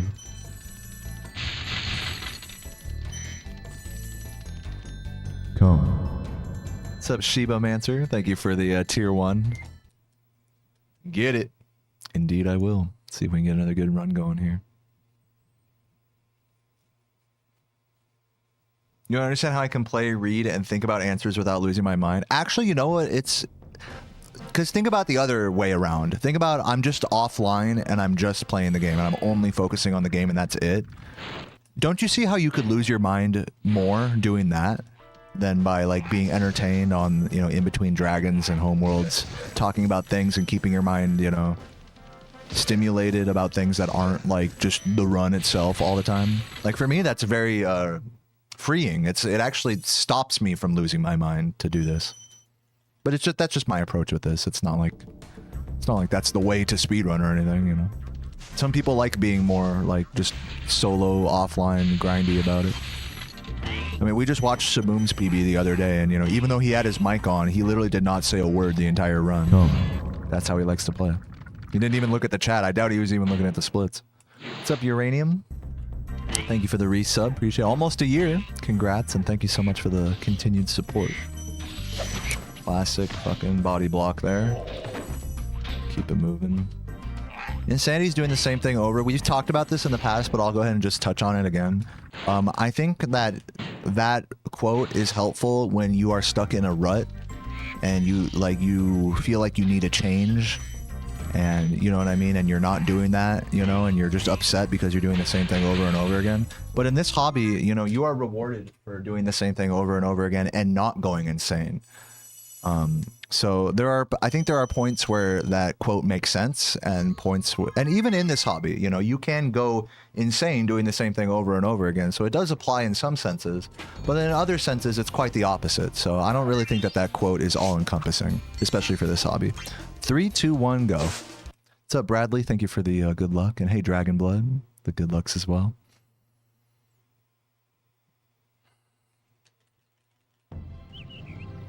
Okay, rolling. Oh, it's been peaceful. What's up, Choco? Thank you for the tier 1. It says, hi, Deo. Thanks for the good luck. Thank you for the 35 months, Choco. I love you. Cute chat. And thank you. Yeah, I mean, like, look, guys, if you really, like, want to ascribe to, like, the insanity is doing the same thing over, expecting a different outcome, like, it is, like I said, it is right in some senses here, but depending on your perspective, it's also the opposite. It's also do the same thing over and over, and, you know, and you will progress. Also, that's also true. Like, I'm just telling you guys how it is. Like, it's not that it's one way or the other. It's both things are true, even though they are opposites, you know? I think speedrunning really embodies that, you know, so.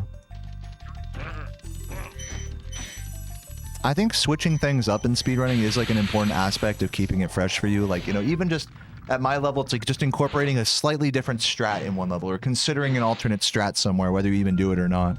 Like, those are things that keep it fresh and keep it out of that realm of doing the same thing over and over, going insane, you know.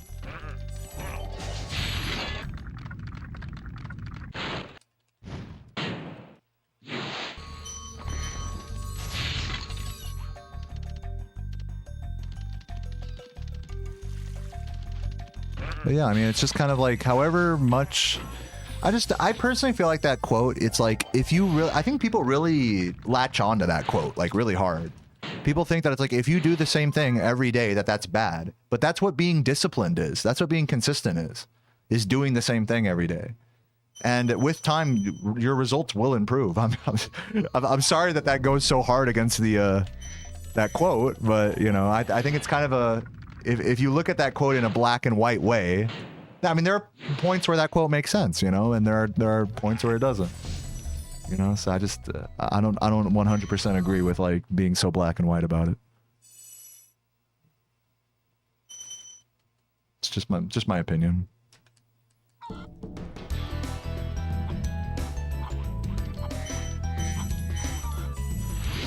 Yeah, and that's totally fair, Dragonblood. Like, I'm not trying to tell anybody how to feel here or anything. Oh god. Fuck.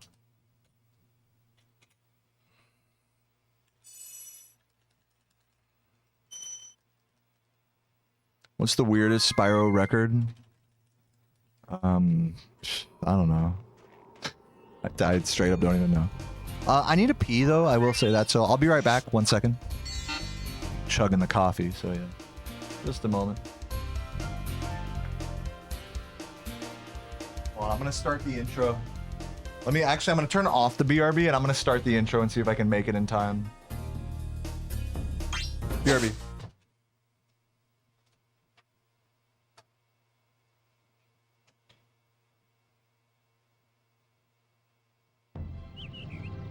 Okay, rolling. Oh, it's been peaceful here in the 5 worlds, or is it 6? For a dragon's age. We now have 12,000 treasure, or is it 14,000? What about this Ganasty Gnorp character? Now, I understand he's found a magic spell to turn gems into warriors for his cause. I'll take that question. Nasty Nork is a simple creature. Simple! He has been contained in a remote world and is no threat to the Dragon Kingdom. No threat! Besides, he is ugly. That does it! Looks like I've got some things to do.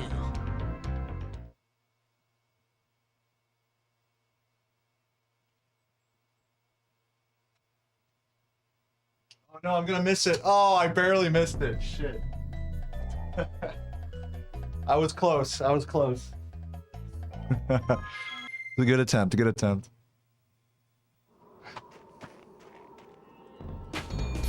Turn on my fan right here. Well, anyways, I hope you guys enjoyed the intro anyways.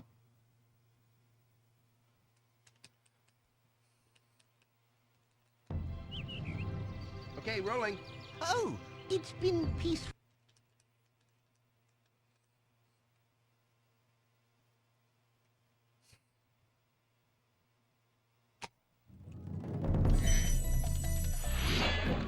Thanks for the good luck, Piggy and Bandit and Noobs on Xbox.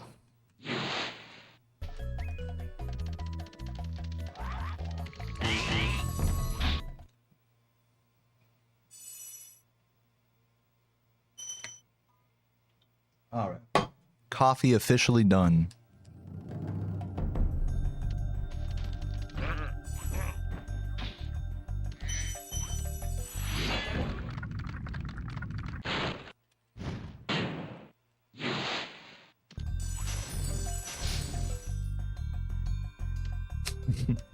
It's funny, Hero.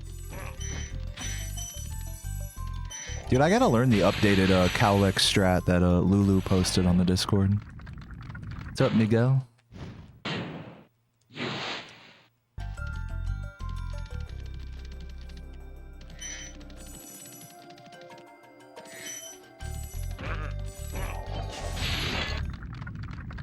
God, I haven't touched Spyro 2 100% in like, what, like a month at this point? It's been a while.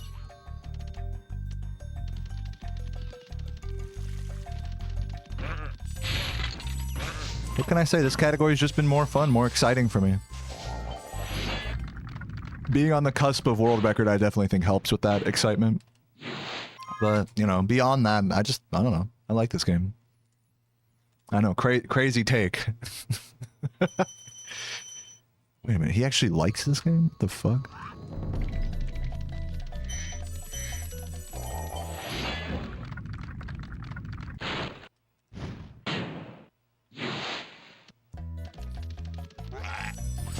Whenever I play Spyro in 2 and 3, I always feel like it's like a constant like trying to like learn a new mold, fit myself into a new mold, you know, become good at something that like is a bit foreign to me, you know? Whereas with Spyro 1, everything just feels so natural to me. Everything just feels like exactly like I don't have to fit in a mold, like, you know.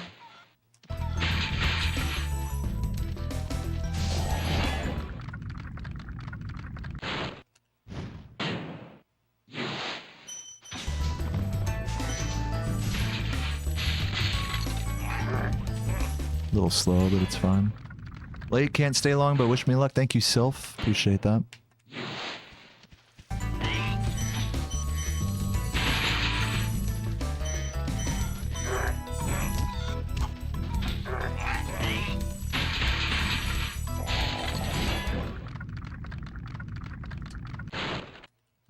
What have I done with the man who doesn't like Spyro? There are definitely times where I fucking hate this game, no doubt about it, but I honestly think it's few and far between, as crazy as that sounds. And you know, I'll also say that I fucking hate this game sometimes, but it's just like a reaction to just like a moment, you know, that really is like not, rarely is it like even the game's fault. When you're speedrunning and you're getting fucking charged emotionally, you know, you'll just be like, fuck this game, man. Fucking piece of shit, trash fucking game. But that's not really what you feel, you know. That's not really what you mean, rather.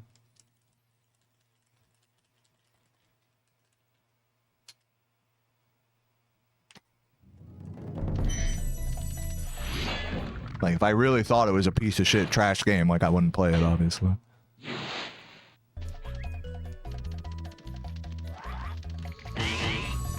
No, the truth is, this is like honestly one of the best games ever made.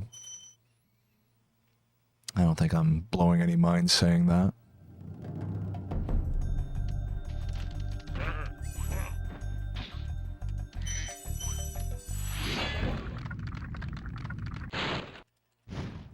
Wish you could play a game at a level that you could make money off of it. Think about this, like, people who are like really good at some games, like, they don't even get enough support to, like, make money off of that.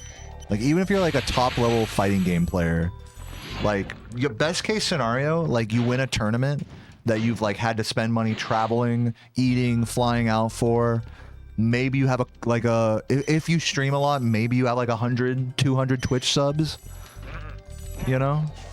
So, and granted, that is still something. You know, that isn't nothing, but, you know, just, like, being good at a game does not like equate to success in the field of streaming, video making.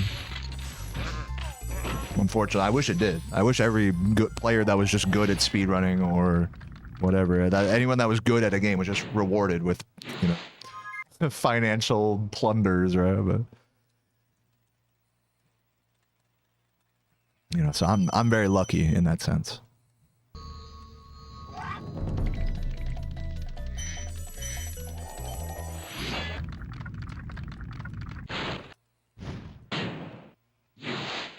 Dude, the best melee players, like, have, like, not that many subs. Like, okay, so Mango, Hungry Box, okay, they have, like, thousands of subs, okay? They are exceptions, I think. Look at someone like Plup, you know what I mean? Look at Bobby Big Balls, you know? Bobby Big Balls is one of the more successful melee streamers, you know?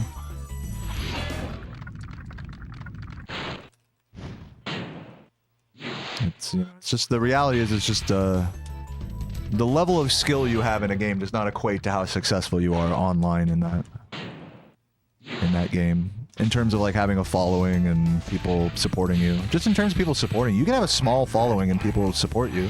I think that's the case with me. Lozzie, thank you for the 5 gifts. Love you, Lozzie. That was really sweet of you. Hyping it up. How close are we to 800, by the way? I don't even know. I need to check.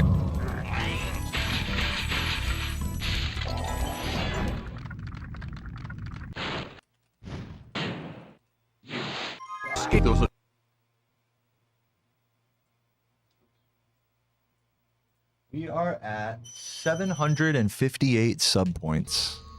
On the road to 800. Once we hit 800, I'm gonna do the gem shuffler with crowd control. So, if you guys want to see that, or if you don't know what that is, feel free to ask. I have a exclamation point sub goal in the chat that sort of explains it.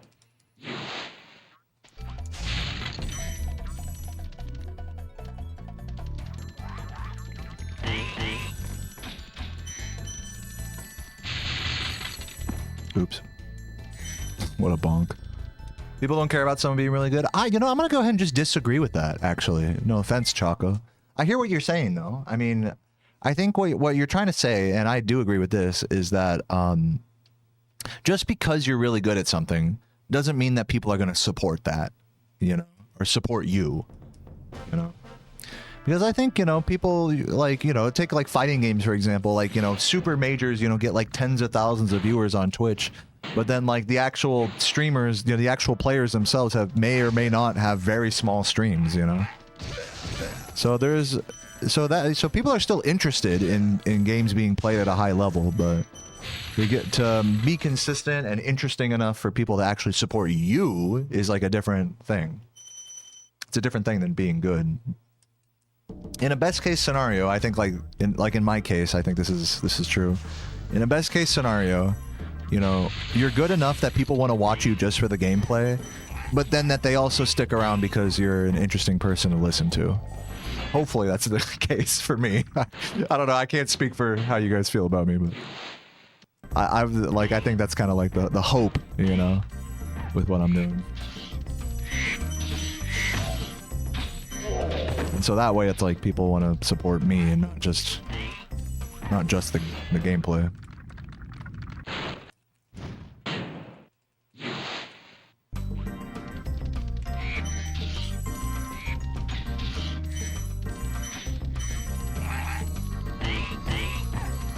I think a lot of hardcore gamers kind of get it fucked up in their head with that, where they're like, oh, so I have to have my webcam on and I have to have mic on and I have to be a fucking clown on stream and be like sub-goaling and be fucking shilling and stuff. And no. I actually think no. I think if you're just like an earnest version of yourself, even if you're just typing in a chat, sure, it helps. It helps to have a webcam. It helps to have a mic. It helps to, so those things help. But those aren't like the main ingredients to success. The main ingredients is that you are doing something that that you care about, and people can feel that passion through the stream, whether you have a mic on or not. I feel like that prevails.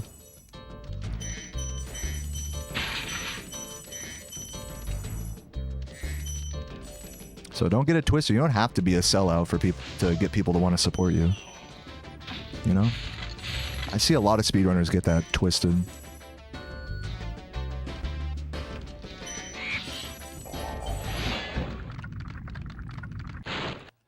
What's up, Edits? Thanks for the good luck.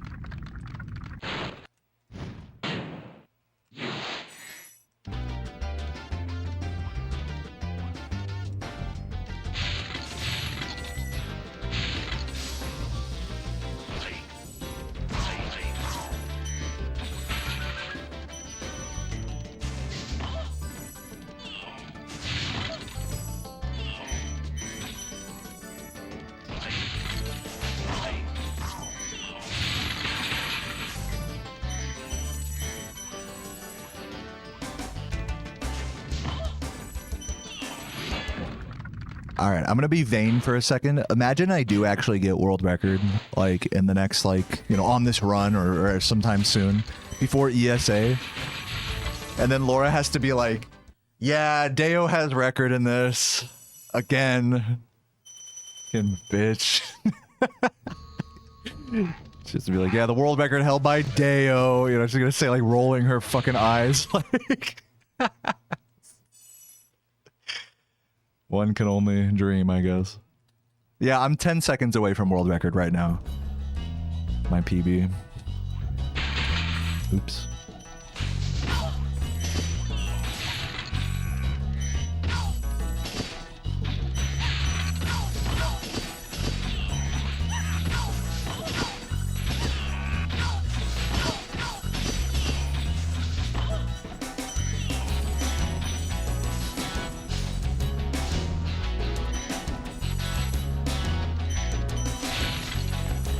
that was a really good roll there.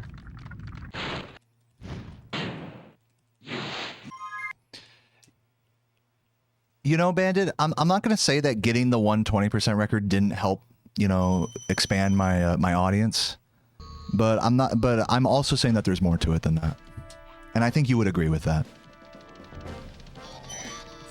To just pin it down to any one thing. Oh, he's just good at Spyro, so therefore that's why he has this many subs. Like, that's too much of a simplification. You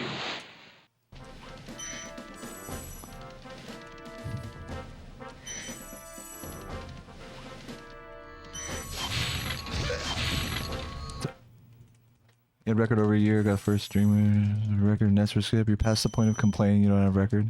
Yeah, no, I would like that if it were to come to that. I mean, obviously we're living in a hypothetical dream world here where I actually do get record. That would be amazing. But...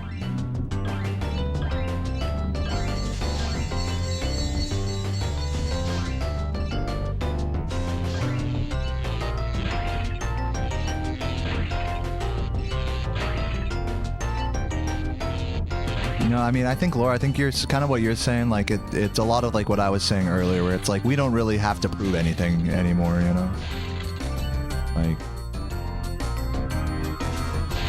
there really is a sense of like feeling like you have to prove yourself when you like haven't gotten like a, you know, a notable time. It doesn't even have to be a world record, just like top 5 or top 10 in a game or something. It's so funny because we feel like we have to prove ourselves, but nobody gives like a fuck about that besides us, you know? But now that we have, like, you know, gotten whatever notable achievements, now it really changes, I feel like, I don't know if this is true for you, but it really changes my relationship to my goals in this game, that they're a lot more, like I was saying earlier, a lot more intrinsically motivated. Feeling like you have to prove yourself to someone on the outside, that's an extrinsic motivator. So freeing yourself from whatever way you can, freeing yourself from feeling you have to prove yourself is a big thing. And whether that is by proving yourself or by overcoming that logic in one way or another, I think is a healthy thing.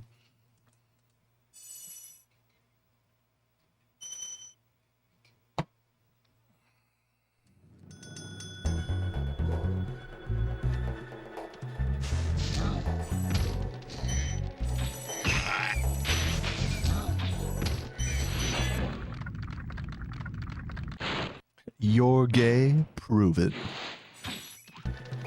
Kiss me right now.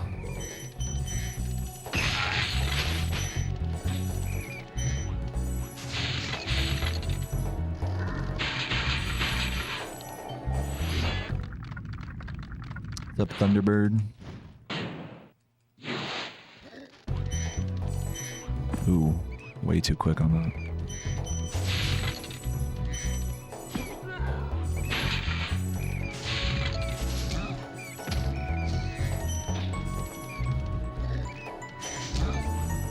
The X button, a little sketchy on it.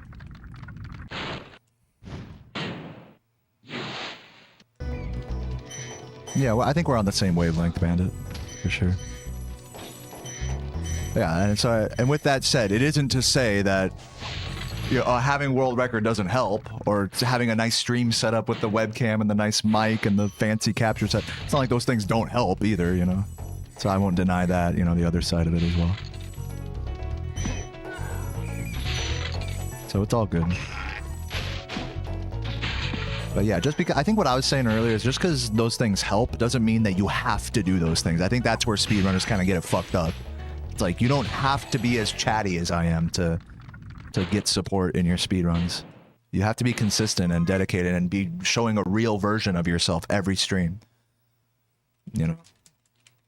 The passion, dude, I'm telling you, man, like if you really follow speedrunning, I mean, you can see the passion come through on runs where, you know, maybe they're typing in the chat while they play, maybe, you know, and that's it. You could still see it. In fact, it's actually a lot more, in my opinion, it's interesting in another way, like to watch someone who doesn't have mic on, because when they make a mistake, you are left with only their gameplay to like determine how they're really feeling, like, and you can see as things start to deteriorate, you're like, oh damn, they're pissed about that. But you kind of create a lot more like of imaginary sort of things in your head, you know? And so it could be kind of a more fun viewing experience that way, actually. It's not to say that that's bad, you know? Like, I'm taking all of that sort of like I leave nothing to the imagination here. I tell you guys exactly how I'm feeling. But just because another person might not doesn't mean they don't, like, that they're doing bad or something, you know? They're not going to get as much support from that. Speedrunners are really convinced that it's like, okay, you're not talking the whole run, you're not fucking doing GDQ commentary the whole run, then it's not as entertaining. And I just don't think that's true at all. Maybe to some people, but I don't think that speaks for the whole audience.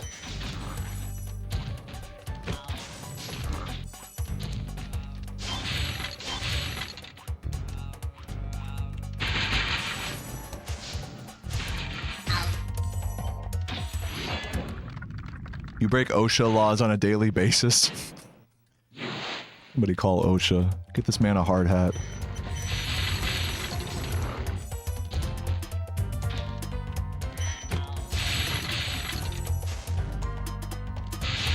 Fuck.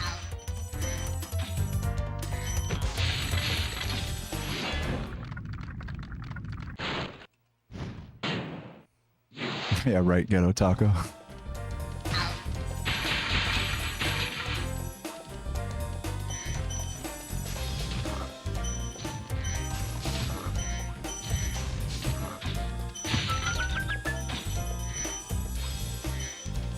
Slow there, but I had to collect everything.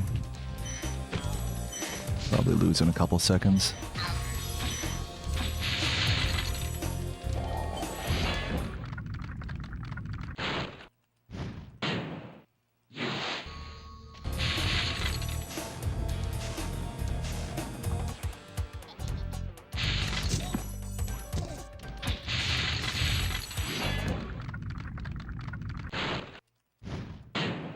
Thank you, Cody.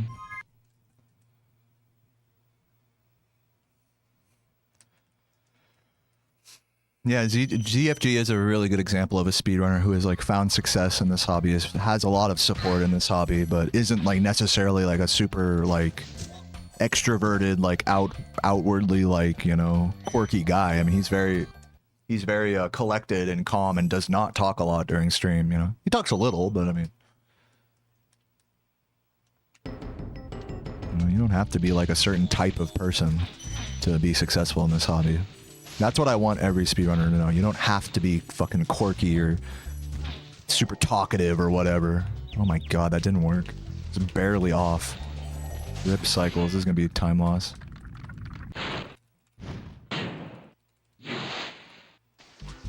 Oh, I can't get that. Super annoying. Probably losing all my green here, I'm guessing. This run ain't dead yet.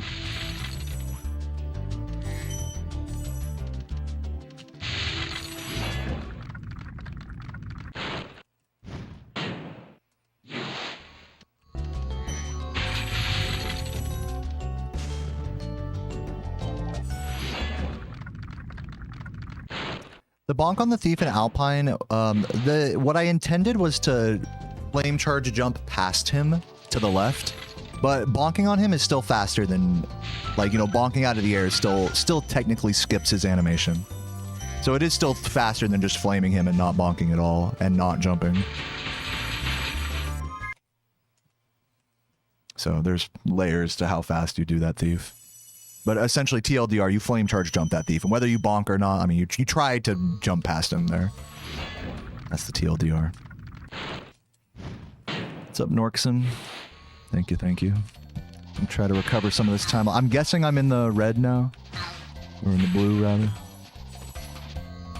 Yeah, a little bit. This is definitely still recoverable.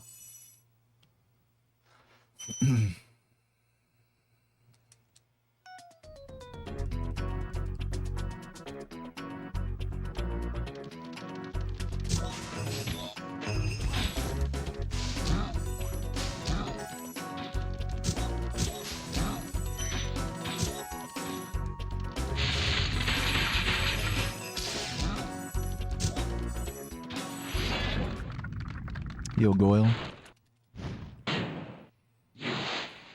What's up, Wooksies? Wookies?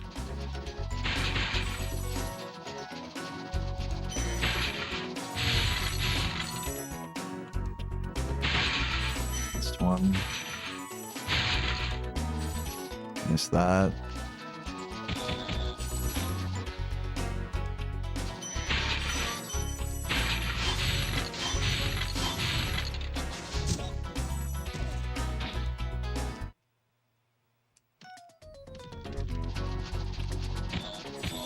At least I got that guy.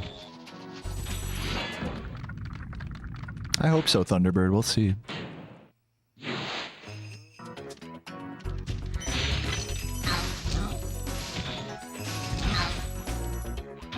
Got every thief.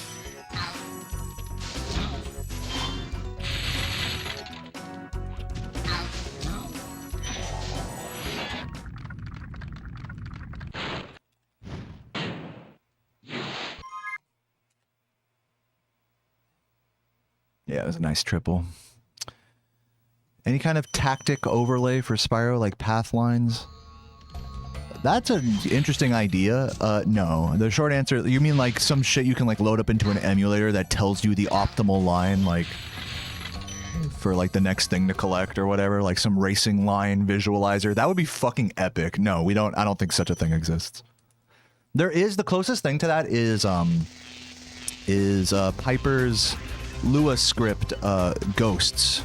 So some people have recorded Ghosts using a BizHawk script that you can use to kind of follow along, you know, routes of levels while you're playing. That's like the closest thing to like visualizing, you know, route visualization that we have.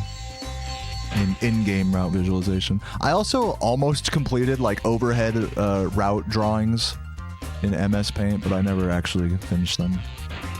The true stoner I am.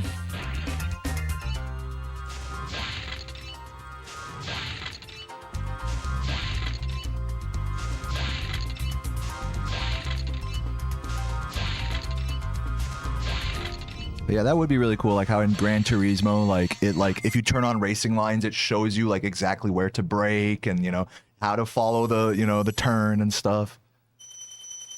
That'd be cool if something like that existed in this game.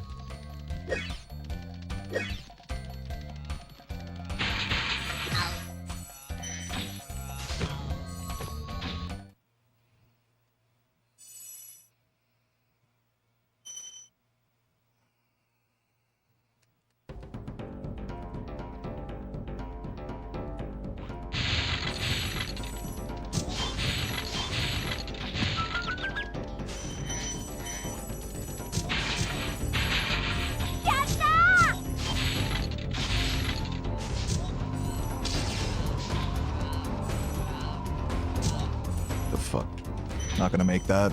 Okay, we're good. We actually still technically made the cycle. That's kind of crazy.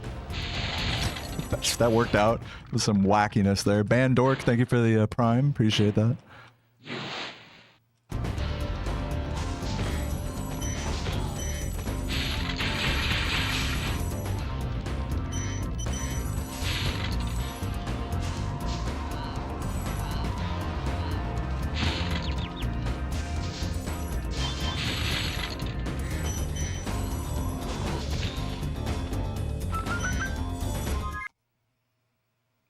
Nice. Really good recovery there. Oh, behave.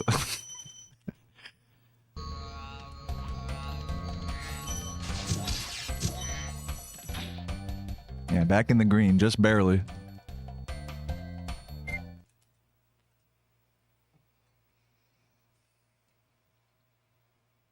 But yeah, there's a lot of time saved later in this run. Starting in Metalhead if I have a good gem count, so let's just keep it solid for now.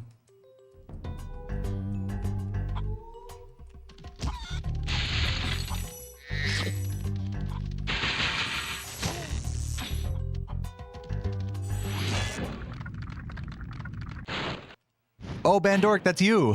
Sweet. Oh, good to see you, man.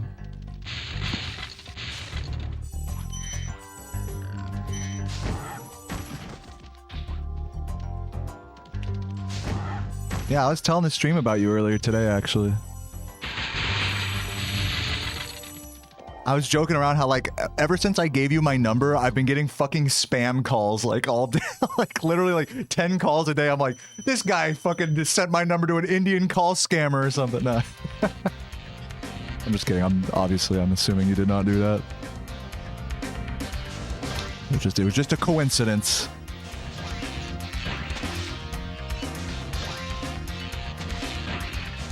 No, but it's good to see you here, man. That was actually really nice. I don't usually like talk to strangers at a brewery for like hours at a time. You know, we were fucking just chatting till closing about emulators and video games and stuff. So yeah, it's nice to actually catch you in the chat, dog.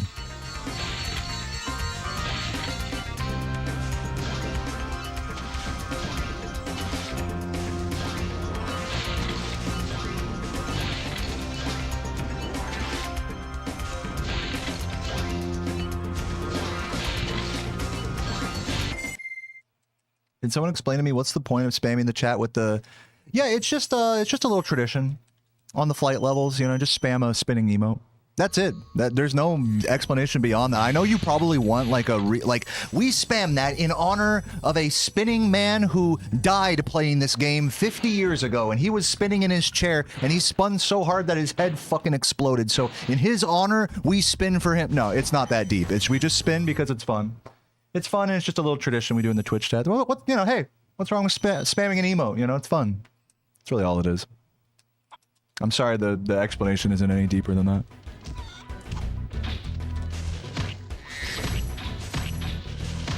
I have not checked my gem count, but that's alright.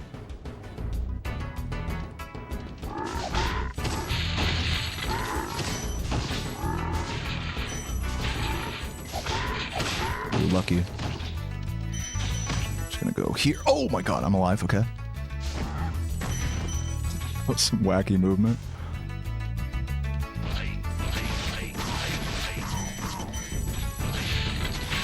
Oh, rip that blue. I think I'm gonna collect all these down here. I'm just not trusting the I have not been paying attention to the gem count, so just be thorough. Better safe than sorry, especially so I can do the strat and metalhead.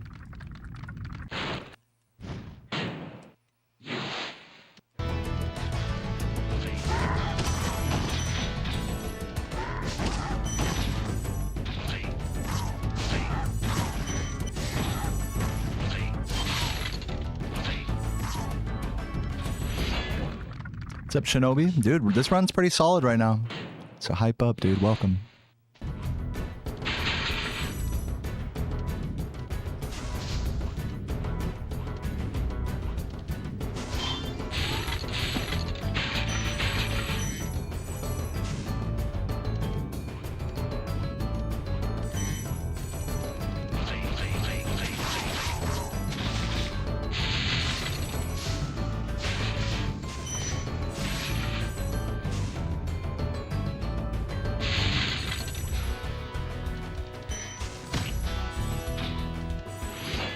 Thank you for the good luck, Paplock. Don't forget the gem count too much. Yeah, I know. No, I'll definitely be checking it going into Metalhead here.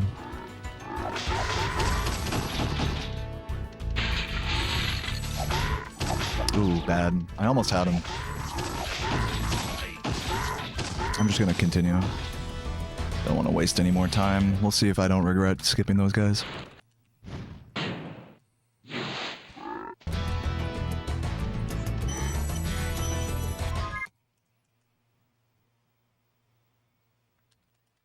Okay, so yeah, losing a couple seconds there. 425. I'll see what the gem count is going into Metalhead. So we still got another level or so here to examine that. I don't know what it's supposed to be here. That's another kind of gray area. But by the way, since I'm talking about gem counts and how I'm kind of not knowing, don't tell me in the chat. Please do not give me any clues or anything. I'd rather figure it out on my own. Let's see if we can do this start good. Oh, wow, no! Okay, I have to go really fast here. Missing gems, but it's okay. We have to wait for this guy now. This is a little bit of a time loss, but it's okay. Man, that was a weird fuck up at the start, but luckily we recovered it. If you beat the thief to this supercharged ramp, he teleports to the next area, so as long as we get that, we're good. Yeah, very sussy gems.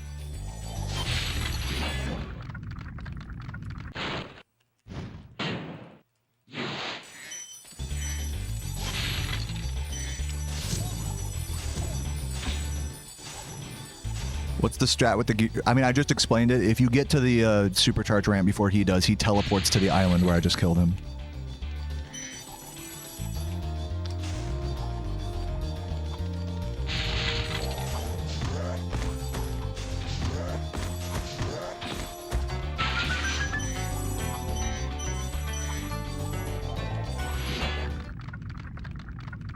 Delay, yeah, I figured that. Yeah, delay issue. Otis.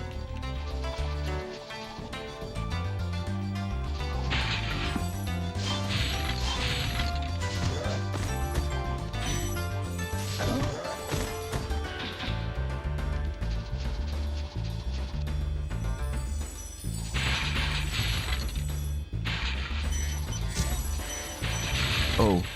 Oh my god. Okay, we're good, we're good. No, don't go in there. Okay, we're good. Slow, probably losing time. Yeah, I could have saved time there. But we're good, we're good. Some close calls. Okay. Okay, I think we're doing good on gems, actually. I wish I'd have grabbed that extra 5 at the start. Then I would have been sitting pretty. I have to grab... I will go for Chris strats here, but I think I'm going to have to grab some extras. We need to grab... Oh, I don't know. It's going to be kind of sus. But I'm going to YOLO it.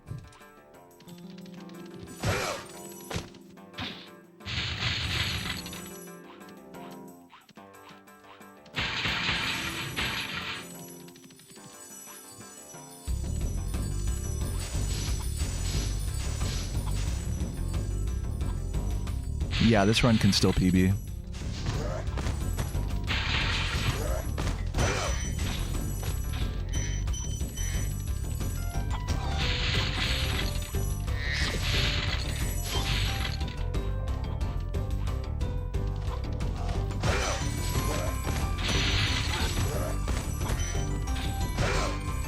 Hopefully that's enough.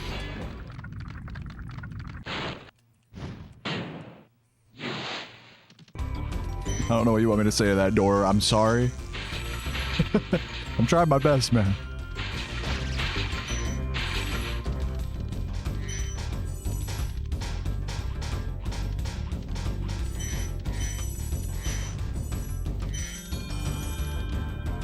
I am really bad. To be fair, I am really bad at hitting the double there. Uh-oh. At the end.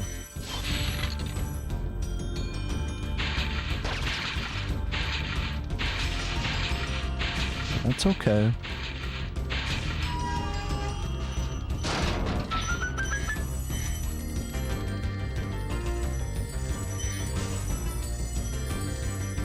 We'll see if I still save time here or not. I'm actually kind of curious.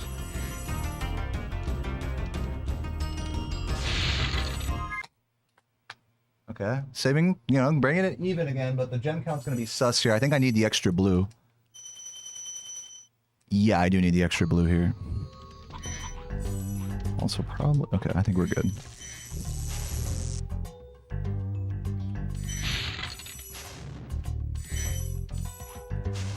Oh, barely got him. Okay, that's good. That was the extra blue.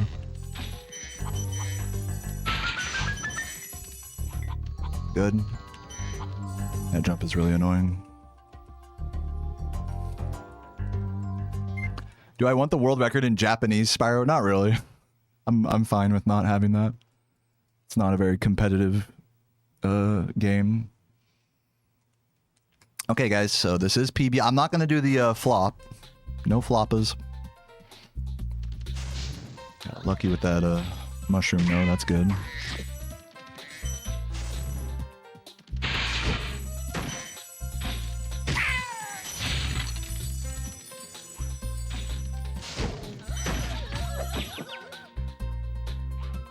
Jump.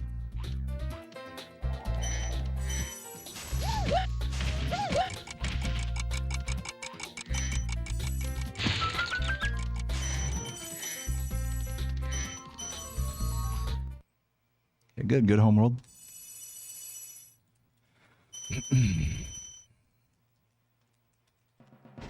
Yeah, Ripto. The Japanese Spyro 1, aka Ripto.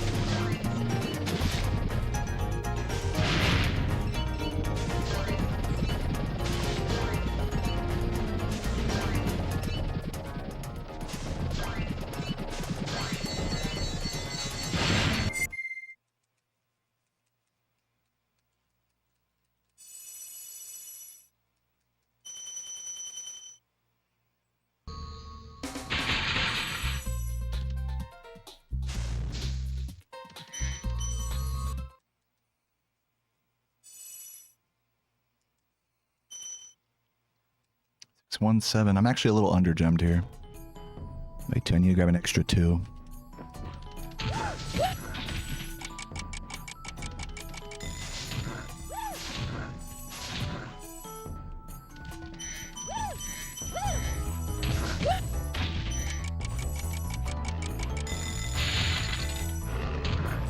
Grab this.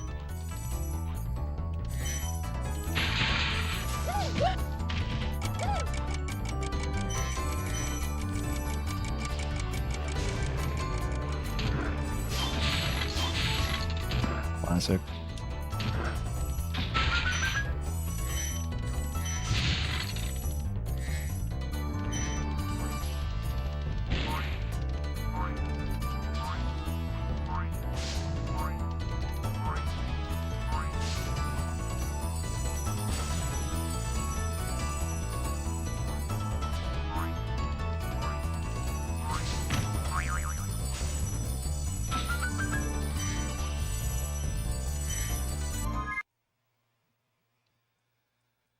All right. Should be good. Nice, perfect. Perfect recovery.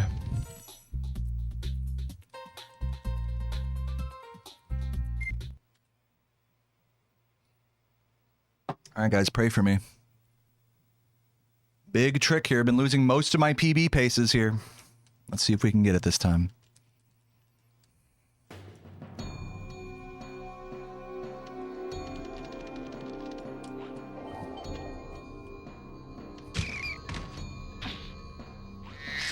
Let's fucking go, baby. Give me the PB. Focus. Yeah. Let's get it. Party time.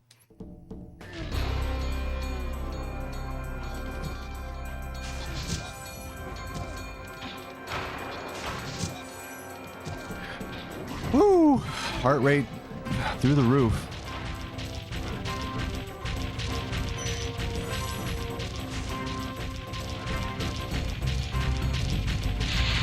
Not world record, by the way, just FYI. But yes, PB.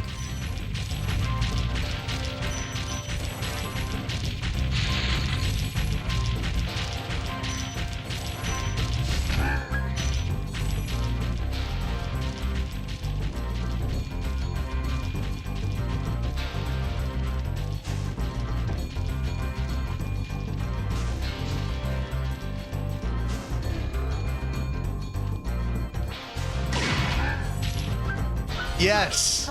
Oh, yes! Woo! Come on, man. I needed that one. I needed that. It had to have been like a dozen lost PB paces going into Rat. And that was a juicer. A juicy juice. A juicy fruit, if you will. Oh, man. God, and when you go into nasty like that, the blood pressure goes up, the adrenaline. I feel like punching a fucking hole through my TV right now. Bam, you know, like, yes. Whew. Ah, like so tingly. Feel the tingles. And I believe, correct me if I'm wrong, I believe sub Laura? Is this tied with Laura or is it sub Laura? Is this officially second place now? Is it tied? Yeah, it's the full second because Laura's 19. Laura's 37-19. So, yeah, as long as like we will check on the retime just to make sure since that was a late 37-18. But I think that is the 18 though. Woo! Very nice. And hey, even if it is actually a 37-19, that's still fucking epic. I'm just as happy either way. Fuck yeah, man. Oh yeah, first time. Yeah, actually, you know, fun little history here. And thank you everyone for the subs and everything. Fucking hypers in the chat, man. Legends. Beep, beep, beep. Cool. I'll say thank you to everyone in a bit, but yeah, a little fun history for you guys. Laura in 2023, I think. Correct me if I'm wrong on the dates here. Beat my world record in this category. By like 10, 15 seconds or something. Absolutely demolished it just over a year or two ago. And since then, she and Ash have been completely just like decimating this category. And when Laura got her 37:19, I thought, man, that might be the end of this category. That might not be. That might not get lowered for a while. And indeed, that record stood for quite some time, I think. Correct me if I'm wrong. My timelines might be weird here because it's all recent memory to me. But that record stood for a while, you know. And with Ash pushing it lower, eventually, it just feels really good to catch up, you know, and take it back. You know, even though I didn't take back the record, I took back the my spot on the leaderboard from Laura, and so that was like, that's really special actually. That was like, it's the, you know, I don't know, the head-to-head. The head-to-head, you know, really fun.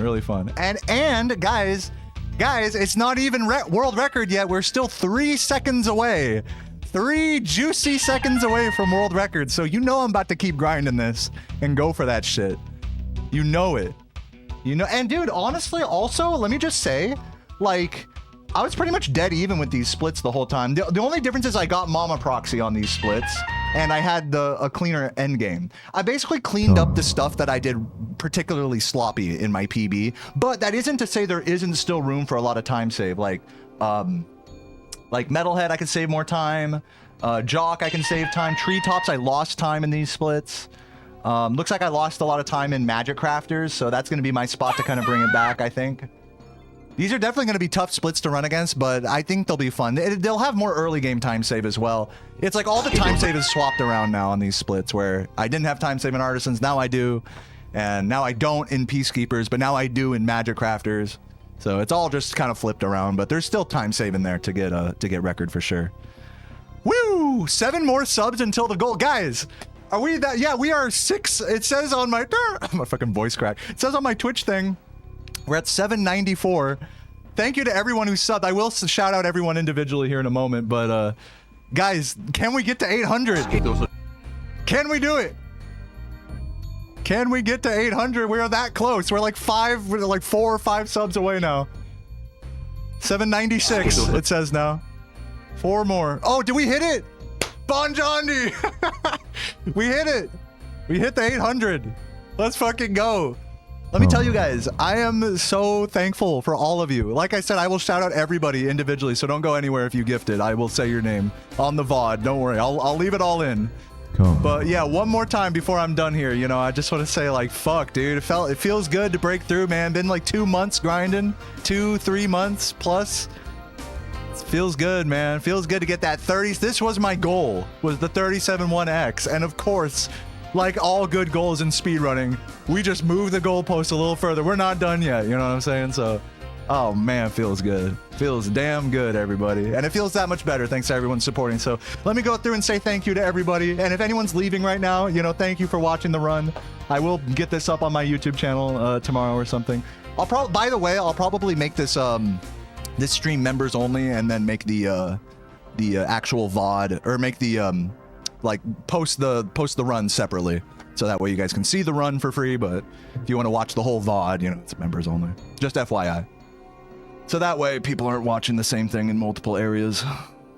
But yeah, thank you everyone for the well done. Okay, so thank yous for everybody. First of all, on YouTube, we have 5 gifts from, oh my god, we have a bunch of shit. Elaine with $11.99. We have 5 gifts from Jay Plays. Shout out Jay, great to see you. Bailey with £5. JS with £2 says well done. That was excellent, thank you. Ben Stone with $5. Love you, Ben. Wait, so Ben Stone? Wait, from Drumline? Wait, that Ben Stone? Wait a minute, is that a different Ben Stone? Feel free to let me know in the chat.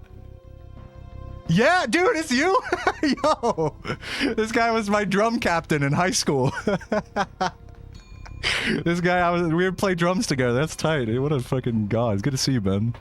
You've been watching daily, dude. Hell yeah. I think I've seen you in the chat before. I didn't really make the connection until right now. I think I've probably had this exact same moment, Ben, where I'm like, wait a minute, Ben's here? I'm sure I've probably done this before, like a month or 2 ago. But yeah, shouts to my homie from high school drumline, Ben. Venu with the £5 says I did it. Thank you, Venu. And thanks for watching for so long, Venu. I always appreciate seeing your name. I recognize your name over and over with the comments and stuff. Wan Holy Wife Woongi, great name, with $2, says yes. Called the first rat. GG. Dude, I charged up that rat. I was like standing in front, like, let me show you guys this shit. I was like standing in front of him. I was standing there. I was waiting. I was like, boom, and then do it. You know, it's like that. It's just, oh man, that little breath I took, man, that was everything. Like that was, the whole run came down to that moment. Shabu, thank you for the membership on YouTube. That's all the YouTube support so far. And on the Twitch side, I'll just say from most recent to less recent, I'll say Goyle with the 100 bits, Bon Jondi with the 10 gifts, getting us over 800. Cool Pernicus with a gift. Ayo, it's Edits with the tier 1. Bridgeman with 10 gifts. Legend Bridgeman. It's great to see you around. Dorer with 3 gifts. Love you, Dorer. Clueless with 1 gift. Dragon Blood with 100 bits. Call me a king. Oh, gonna melt my heart with that. Midas with 5 gifts. Thank you for that, Midas. Juicy Nana with 5 gifts. Thank you guys. Man, thank you guys for the big gift bombs. I mean, you don't have to gift 5, but you did. All of you guys. I mean, thank you for that. That extra special thank you for the 5 gifters. Ayo, it's Edits with another gift. P. Hay with a gift. Lozzie with 10 gifts. I'll shout that out in a sec. Lozzie with 10 gifts. Bandork with the prime, and I think that's everything. Yeah, that's everything from the end of the run there. And of course, Jordan Lujan with the 100 bits. Guys, thank you for fucking supporting this grind and getting me like over 800. I'm just so giddy, you know. I'm so excited after a hard-earned PB. I mean, this is why we do it, everybody. Like just this moment, like, I mean, it feels good, man. You can't wipe that smile off my face, you know. So, thank you guys for even if you're just living vicariously through this, you know, through this stream and like, yeah, you know, the contagious, you know, smile, so to speak. Like that means a lot to me, regardless of the subs. Woo, man. I mean, I'm still coming down off that adrenaline high. Good lord, that was a good one. That was a good run right there. Next run, yeah, I'll have to catch you at Strange Ways again, Bandork. Yeah. Next time. I'll let you do. Next time I'm in the area. Next time I'm like brewery hopping around there, I'll text you. Am I getting drunk and playing RuneScape? I don't know. It's tempting. I might grab a beer right now. I'm not gonna lie to you guys. I'm not doing more runs today. Yeah, I'm tickling Ash's feet for sure. That's one way to put it. I mean, yeah. That's a very Spyro player way of putting it. Yeah, 3 seconds away from world record now. Oh my god. Yeah, for sure, Bandork. Oh my god, oh my god. Oh my good golly god, with the level 8 hype train. Goodness gracious. Woo! Man, now what? Sheesh, dude. Sheesh, let's just go chill in another level. I fucking hate this homeworld. Let's go just chill in another level, have a beer, and just chat for a bit. And then I might play some RuneScape or something. I think I deserve a break here. No more runs today. Pace pals who want to see more runs. No more runs today. I'm just gonna chill. But feel free to stick around and talk. I'm totally all ears. This is gonna be a just Spyro chatting stream right now. But thanks to anyone who is leaving. Thanks for hanging out. Let's see. Let's go treetops. Let's go hang out on treetops. Yeah, so we hit the sub goal right now, which means I'm going to be doing... I don't know if I'm going to do this tomorrow or whenever. Maybe I'll do it tomorrow. Just to kind of give myself that little extended break after the PB before getting back into the grind. I think tomorrow I'll try doing... I'm going to do fucking... crowd control gem shuffler. Which means that I'm going to be doing that hard 120% mod, basically. And I'm going to try to 120% it, by the way. But I'm not going to have it on the hardest possible settings. I'm going to have it on like medium settings. So the gems won't be like, you know, all of the gems won't be like off in the distance here, like in the homeworld. Uh-oh, can I make that? Okay. Like, you know, you'll be gems like on top of that thing and over there, you know, they won't be that extreme, but there will be a few like that. And you guys will be able to fuck with my game while I'm playing the entire time using bits and channel points and stuff, crowd control tokens. So you guys can like mess with the physics and things like that.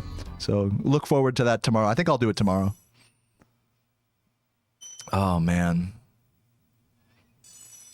Currently on your route, you jumped when you got a PB and your customers were like, bro, you good? Thank you, man. Yeah, I know. I've definitely been like that. As from the, I gotta say, I totally like have been there as like a viewer and you see a big breakthrough from a speedrunner you've been following, it's like you can't help but just be like, you know, just while watching, you're like, damn, like out loud, like, let's go. You know, it's like you really, I love this because you guys get to share the moment with me. You know, it's like you guys are celebrating just as much as I am. That means a lot. So it makes it extra special.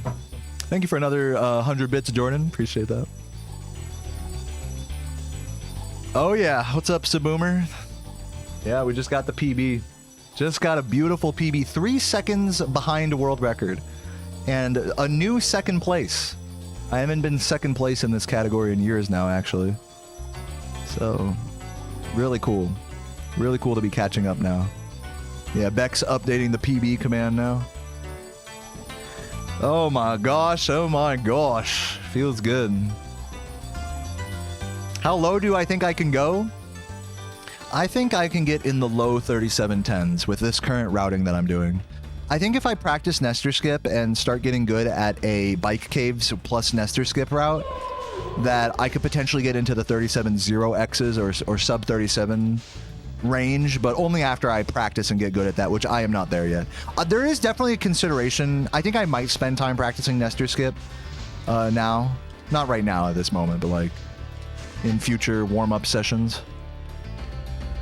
Since I do have the new practice codes and everything, I think it should make Nestor Skip practice easier. That's a big reason why I haven't been practicing it more, is because it's just annoying to practice without the exact right like practice code set up. So I might start practicing it more. I'm not gonna like fully commit to it yet or anything. I mean, I don't think any player really does fully commit to it without losing their entire fucking mind, but I think I'm definitely getting to a point now where I ought to start like trying to practice and slowly incorporate it. I think that's fair at this point. But I think I will still keep grinding this route for now until I feel more, you know, until I start getting runs with Nestor Skip. Basically, it'll be like this run that you saw, type route, type beat, until I start slowly squeaking in Nestor Skips, and then I'll just kind of get bike caves in there, and then start kind of going from there. Come.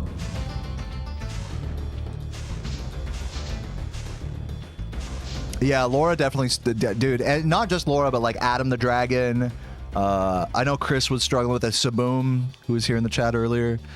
You know, they've had their eras where they try to just like hard commit to only doing runs with Nestor Skip, and it doesn't really, even for people that are well practiced like them, it's not really a smart approach to only take runs that Nestor Skip. You know what I mean? So I'm not planning on that, but I do want to start like looking at it more for sure.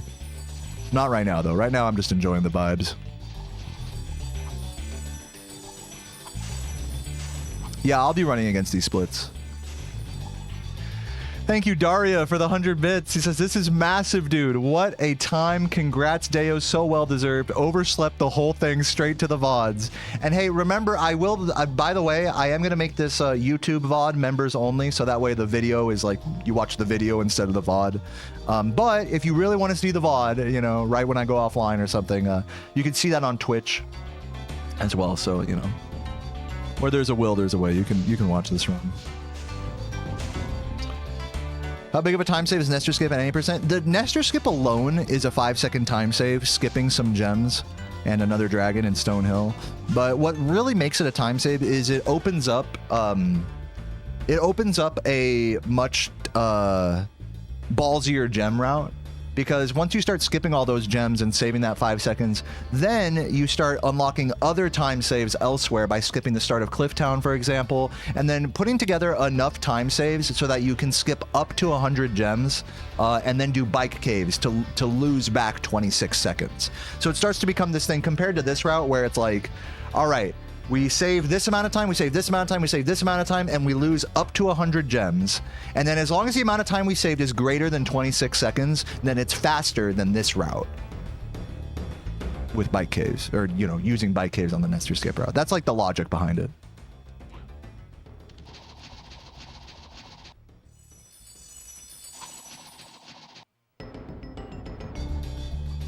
Oh, 10 seconds? In a vacuum, you know. So I guess people say 5 seconds because in context with gems and stuff. It's you know, it just gets right down to the fucking like, it's hard to quantify time save and time loss because it's so dependent on gems as well. that there's time loss, but also gem loss. So both of those things are accounted for when we're talking about time save and time loss. Oh my god, I think I have to, I think I have to fix my chat down there. My emotes are broken. Here, let me re-log in there. Guys, is it beer time? I'm trying to grab a beer right now. Man, what a fucking nice rush, dude. I fucking love that shit. I love just like that. It's like electric, man. It's like drugs. Being on such a good pace. You know, at the end there, hitting that rat on a good pace. It's just really nice. Let's log out, log back in the chat. Now we should see all these beautiful Jamlot emotes now. Yeah, the oi oi ois. Yeah, now you can spam the oi oi ois. They'll show now. You guys saying grab a beer? I'm gonna do it.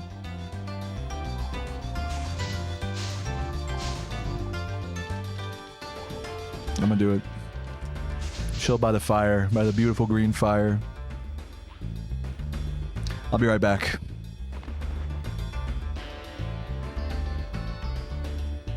Fuck yeah. You missed a PB. You missed the second best run ever done of any %. Show all splits? Yeah, I'll show them all. Yeah, that's since I might as well, right? Since I'm gonna take a break. How do I do? I gotta edit layout. Splits. Or hold on, I gotta switch layouts here. Open layout. From file, does it show all? Do I have like a show all layout? I don't. Well, here's what I'll do. I can scroll through them real quick just so you guys can, you know, you can click back in the VOD if you want. But yeah, so Stonehill. I'll give. You know what? I'm gonna grab a beer and then I'll give a plot synopsis of time save. I'll be right back. One sec.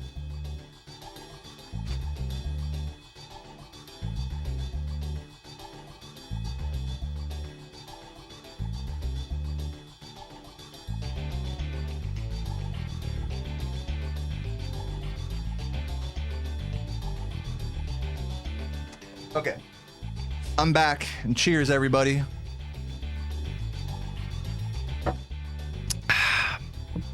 New best Dreamweaver split? Let's see what that is, actually. 35, 46. I don't know if that's I think the best Dreamweaver split I've ever had is like a 43, or maybe a high 30 something. So yeah, definitely there's room to improve that for sure. Like Ash has gotten like mid 35 3x Dreamweaver splits. Or like 35, 33, 32, I think is their PB. Or their Dreamweaver's PB, I should say. And I think for me, it's like low 40s or high 30s. It's something like that. So basically, as I get better also, like I think there's going to be like up to 10 seconds. Like optimally speaking, like practically speaking, I could be like 10 seconds faster exiting Dreamweavers. Like, you know. But anyways, so we're going to go through the run right now. And also, I'm gonna crack open another beer. I just took the last sip of my beer from yesterday, but I got another one right here, and I got an N64 controller. So in honor of all the N64 beer drinking gamers, hold on. I'm sorry, whoever hates this. Wait a minute. Whoop, hold on. There we go. Cheers. Yeah, you can do that with N64 controllers on the memory pack slot. It might chip the plastic a little, don't worry about it.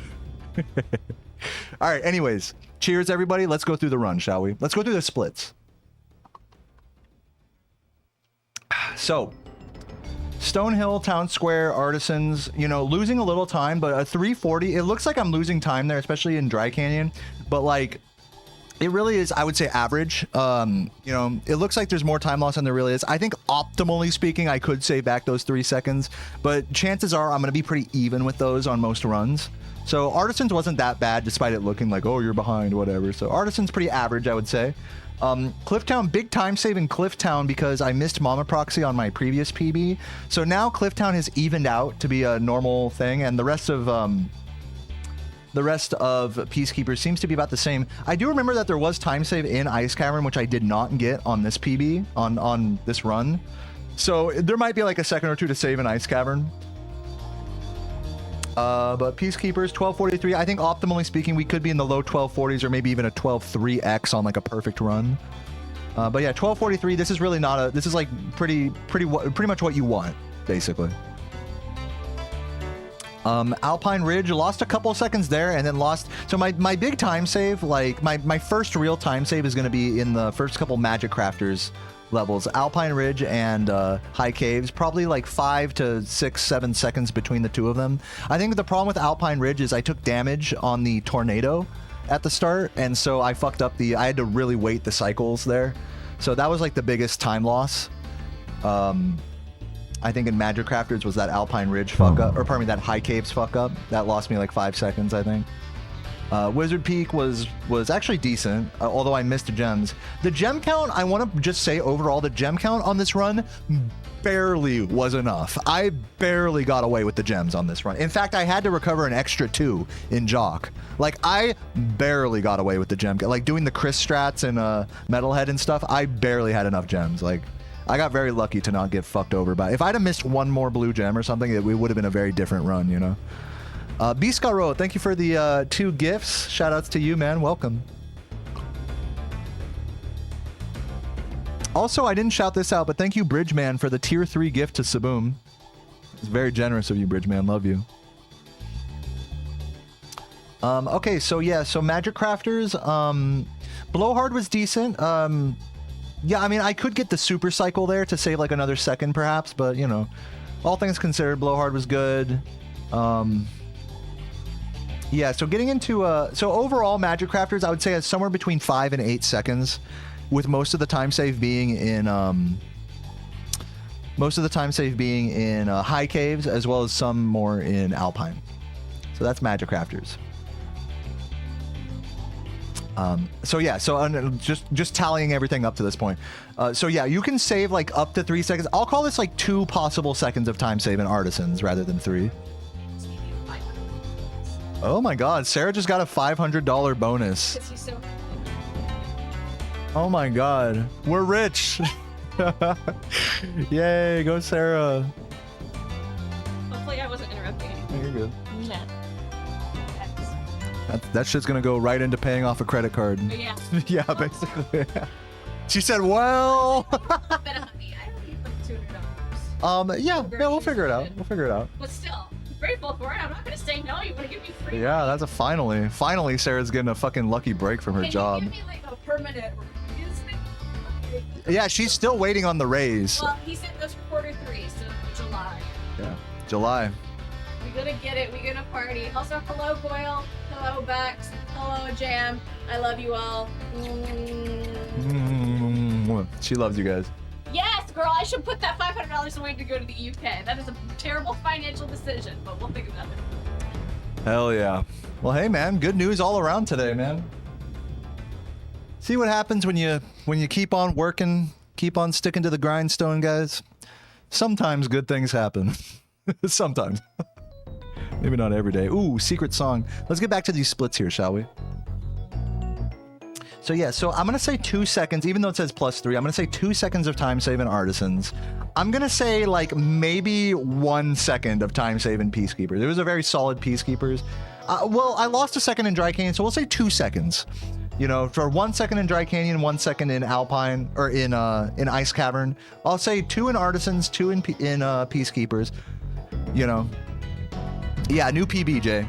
So we're at 4 total seconds of time save exiting Peacekeepers. Just realistically speaking. Of course, you want to get theoretical. You could get, you know, more time save if you want. But I'm just trying to keep it realistic here. 4 possible seconds, you know, coming out of Peacekeepers, which aligns with like a high 1239. So that makes sense. Then 5 to 8 seconds across the first 2 levels of Magic Crafters, getting me up to somewhere like 10 to 12 seconds of time save exiting Magic Crafters on an ideal run for me. Not a perfect run, just an ideal run for me. So exiting Magic Crafters, I would like to be on a really good run. I'd like to be like 10 seconds ahead. Now, in reality, that's probably never going to happen, but, you know, shooting for that. Now, so we'll say like 10 seconds of possible time save, maybe up to 12 there. Misty, looks like my first big time loss in Beastmakers was in Misty Bog. The flight level went well in the homeworld, I'm assuming. So Misty Bog. Yeah, Misty Bog was thorough, but it was a little slow. I mean, I did kind of flop and bonk on a few places. Oh, I did do the longer downstairs area to recover gems, thank God. Keep in mind, I actually was not looking at my gem count at that point, which is a really bad move. You want to know your gem count going into Misty Bog to adjust your thoroughness accordingly.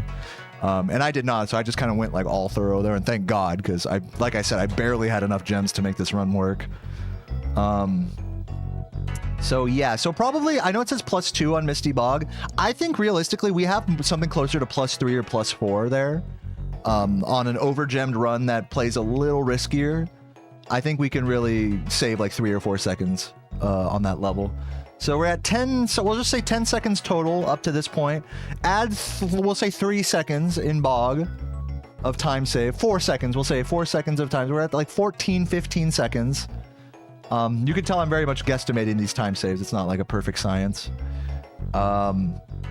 Treetops, I did lose time. There's actually time save on these splits in Treetops, which I did not secure. There's actually another 2 or 3 seconds in Treetops I could get.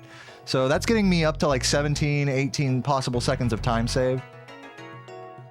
You know, I do think Misty Bog and Treetops, I should be saving time on good runs compared to these splits, these new splits now. Especially if I'm over gemmed and I'm playing solid, you know, not to say don't be thorough, but just, you know, like I kind of fucked up those levels a little bit, and like I was like recovering in those levels, you know, when I could be flying, you know.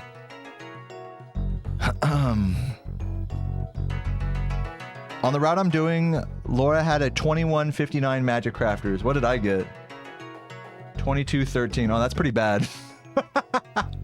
Yeah, okay, well, yeah, so like I said, like I was saying earlier, I could be like 10 seconds ahead, even more so, as Laura is saying, you know, coming out of Magic Crafters. So that just reinforces what I was saying. Like shooting for like 10 seconds ahead coming out of Magic Crap. And then we got another really it doesn't look like it on this on these splits, but you know, in Beastmakers we really do have like, you know, what, like 3, 4 in Bog and another 3 or 4 in Treetops. You know, Metalhead wasn't perfect either. Like if I'm over gemmed there, I can save another 3 seconds, even doing the Chris strats.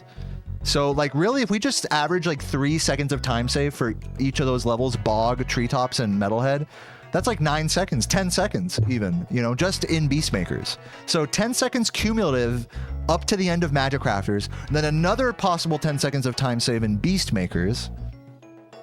Okay. I think these are fair, you know, fair to say. And then how was my Dreamweaver? The homeworld out of Metalhead was really good.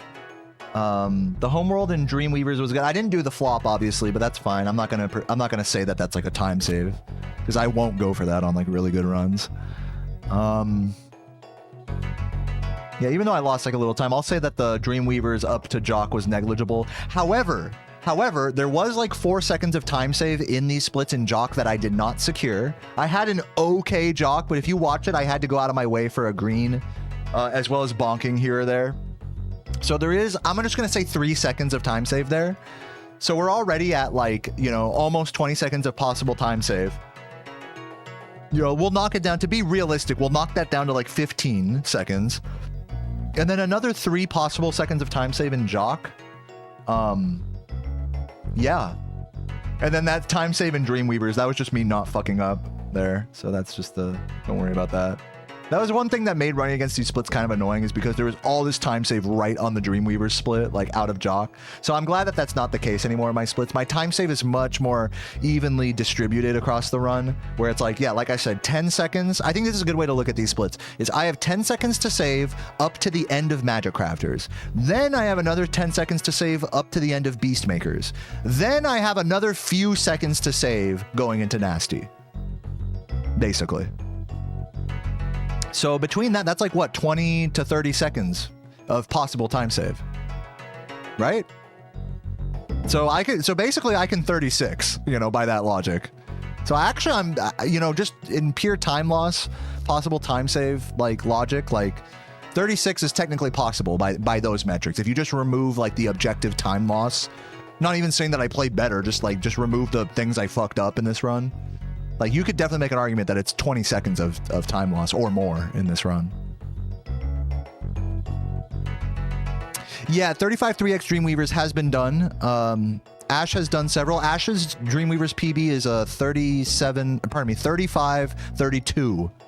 Yeah, Ash has like some very monstrous runs out of Dreamweavers. Yeah. I think I've gotten a 37-3X once, like a 39 or something, like once. Or pardon me, 35-39 once. But my best runs are generally like 35, low 40s. But yeah, you know, I mean, as I keep grinding this category, you know, you guys can see the consistency improving. You guys can see the general level of paces improving. Even without Nestor Skip or any of that, like, I am confident that we are going to be able to get into 35-3X territory more often. Or just at least low 35-4X territory coming out of Dreamweavers, which is enough to get world record. I think as long as I could be 35-44 or below, or 35, I mean, let's just do the math. Like, we need 3 seconds faster, and my Dreamweaver splits was 35-46. So if I'm 35-43 or better exiting Dreamweavers, and that's not accounting for any better movement in Nasty's world or anything, like, I would say I did the movement very, very normally in Nasty's world. You can play faster on the rat, don't get me wrong, but, you know, eke out another second or two. But just with what I did, you know, assuming the similar movement, I would need a 35-43 or better, which I think is a good goal. I think I'm capable of that, you know, exiting Dreamweavers. And especially considering the objective time loss up to that point, accounting up, you know, roughly being 20 seconds, you know, a little more, a little less, depending on how you look at it. You know, that's big, you know, that's big. So I think we definitely have a good case to get world record here, for sure. It's not like crazy. 4 or 5 PBs. Yeah, gosh, I mean, it's been what, since the 3757, I got a 3750 something, 37. Did I skip the 37-4X? I forgot. I got like a 30 something, then like a couple in the 2s. Yeah, I've had like 4 or 5 PBs, I think, including this one, since my original record. Crack a can, dude, guys, fucking cheers. We fucking did it, man. I mean, we're not done. I mean, we didn't get world record. And by the way, Martin, thank you for the YouTube membership, and Shabu, thank you for the YouTube membership. Biscaro with the 2 gifts earlier. Guys, to everyone who's enjoying the Spyro grind, not just from me, but everyone else, Saboom recently getting a 120. If you guys didn't see, I did a whole video reaction on my YouTube channel. You guys should definitely check that out. Yeah, guys, just in honor of Spyro speedrunning and in honor of the fucking vibes and the cute chat, today's been a, you know, just these last few days have been a great vibe. So I say cheers to all of you guys, man. Cheers.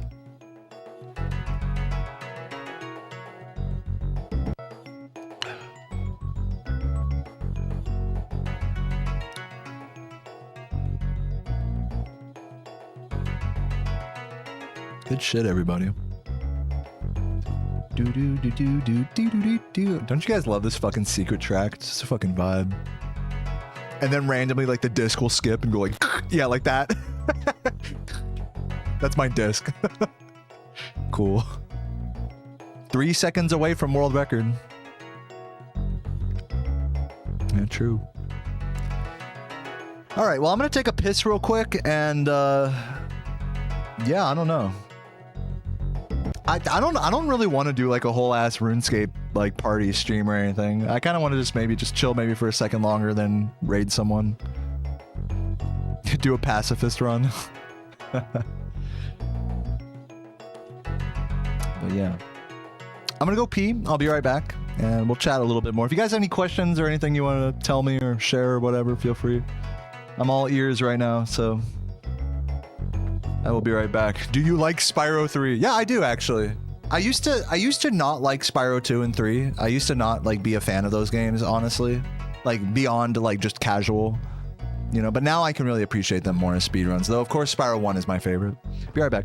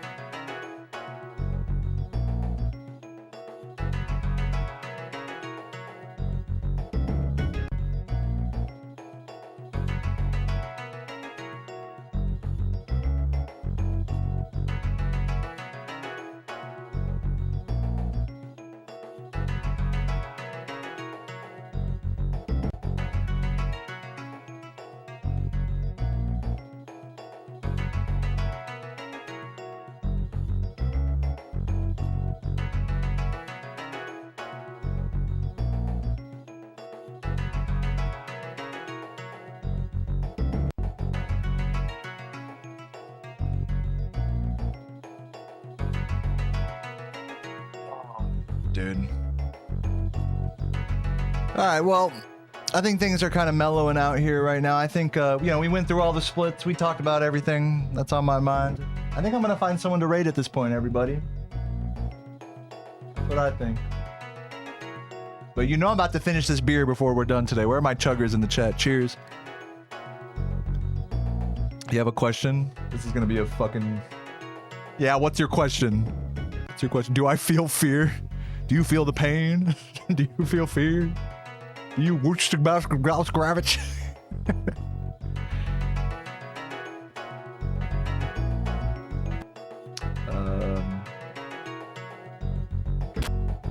Dare I raid Mr. Monopoly? No, let's raid Anchovy.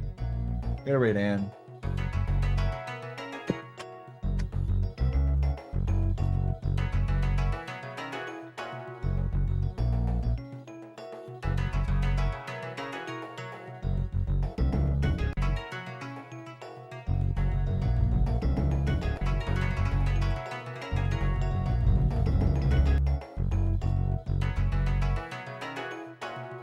Oh, Ann is vibing right now. Normally, so I'll tune in to like, you know, whoever I'm gonna raid and just make sure they're not going offline or they're not in like a bad mood or whatever. Ann is always fucking just straight vibing. Ann is all like, I could be rest assured that if I raid Ann, she's just gonna be just chilling. Like, I like that. I deserve this one. Love from Norway. Thank you, thank you. Thank you, thank you. Do I like lasagna? Yeah, thank you for these deep and interesting questions. I know. I'm here to answer. Isn't that just great? You know, it's like I got all the time in the world to answer questions, you know, about the route and the run and stuff. But people only ask when I'm in the middle of it. That's just how it goes in speedrunning. All the people that would be asking questions in the middle of the run, they're off on somebody else's stream asking questions in the middle of their run, you know? It's just in their nature, you know? It's like they just know when you're on a good run. That's when that starts. Okay, well guys, GG once again. See you later, and I love you all very much. Bye.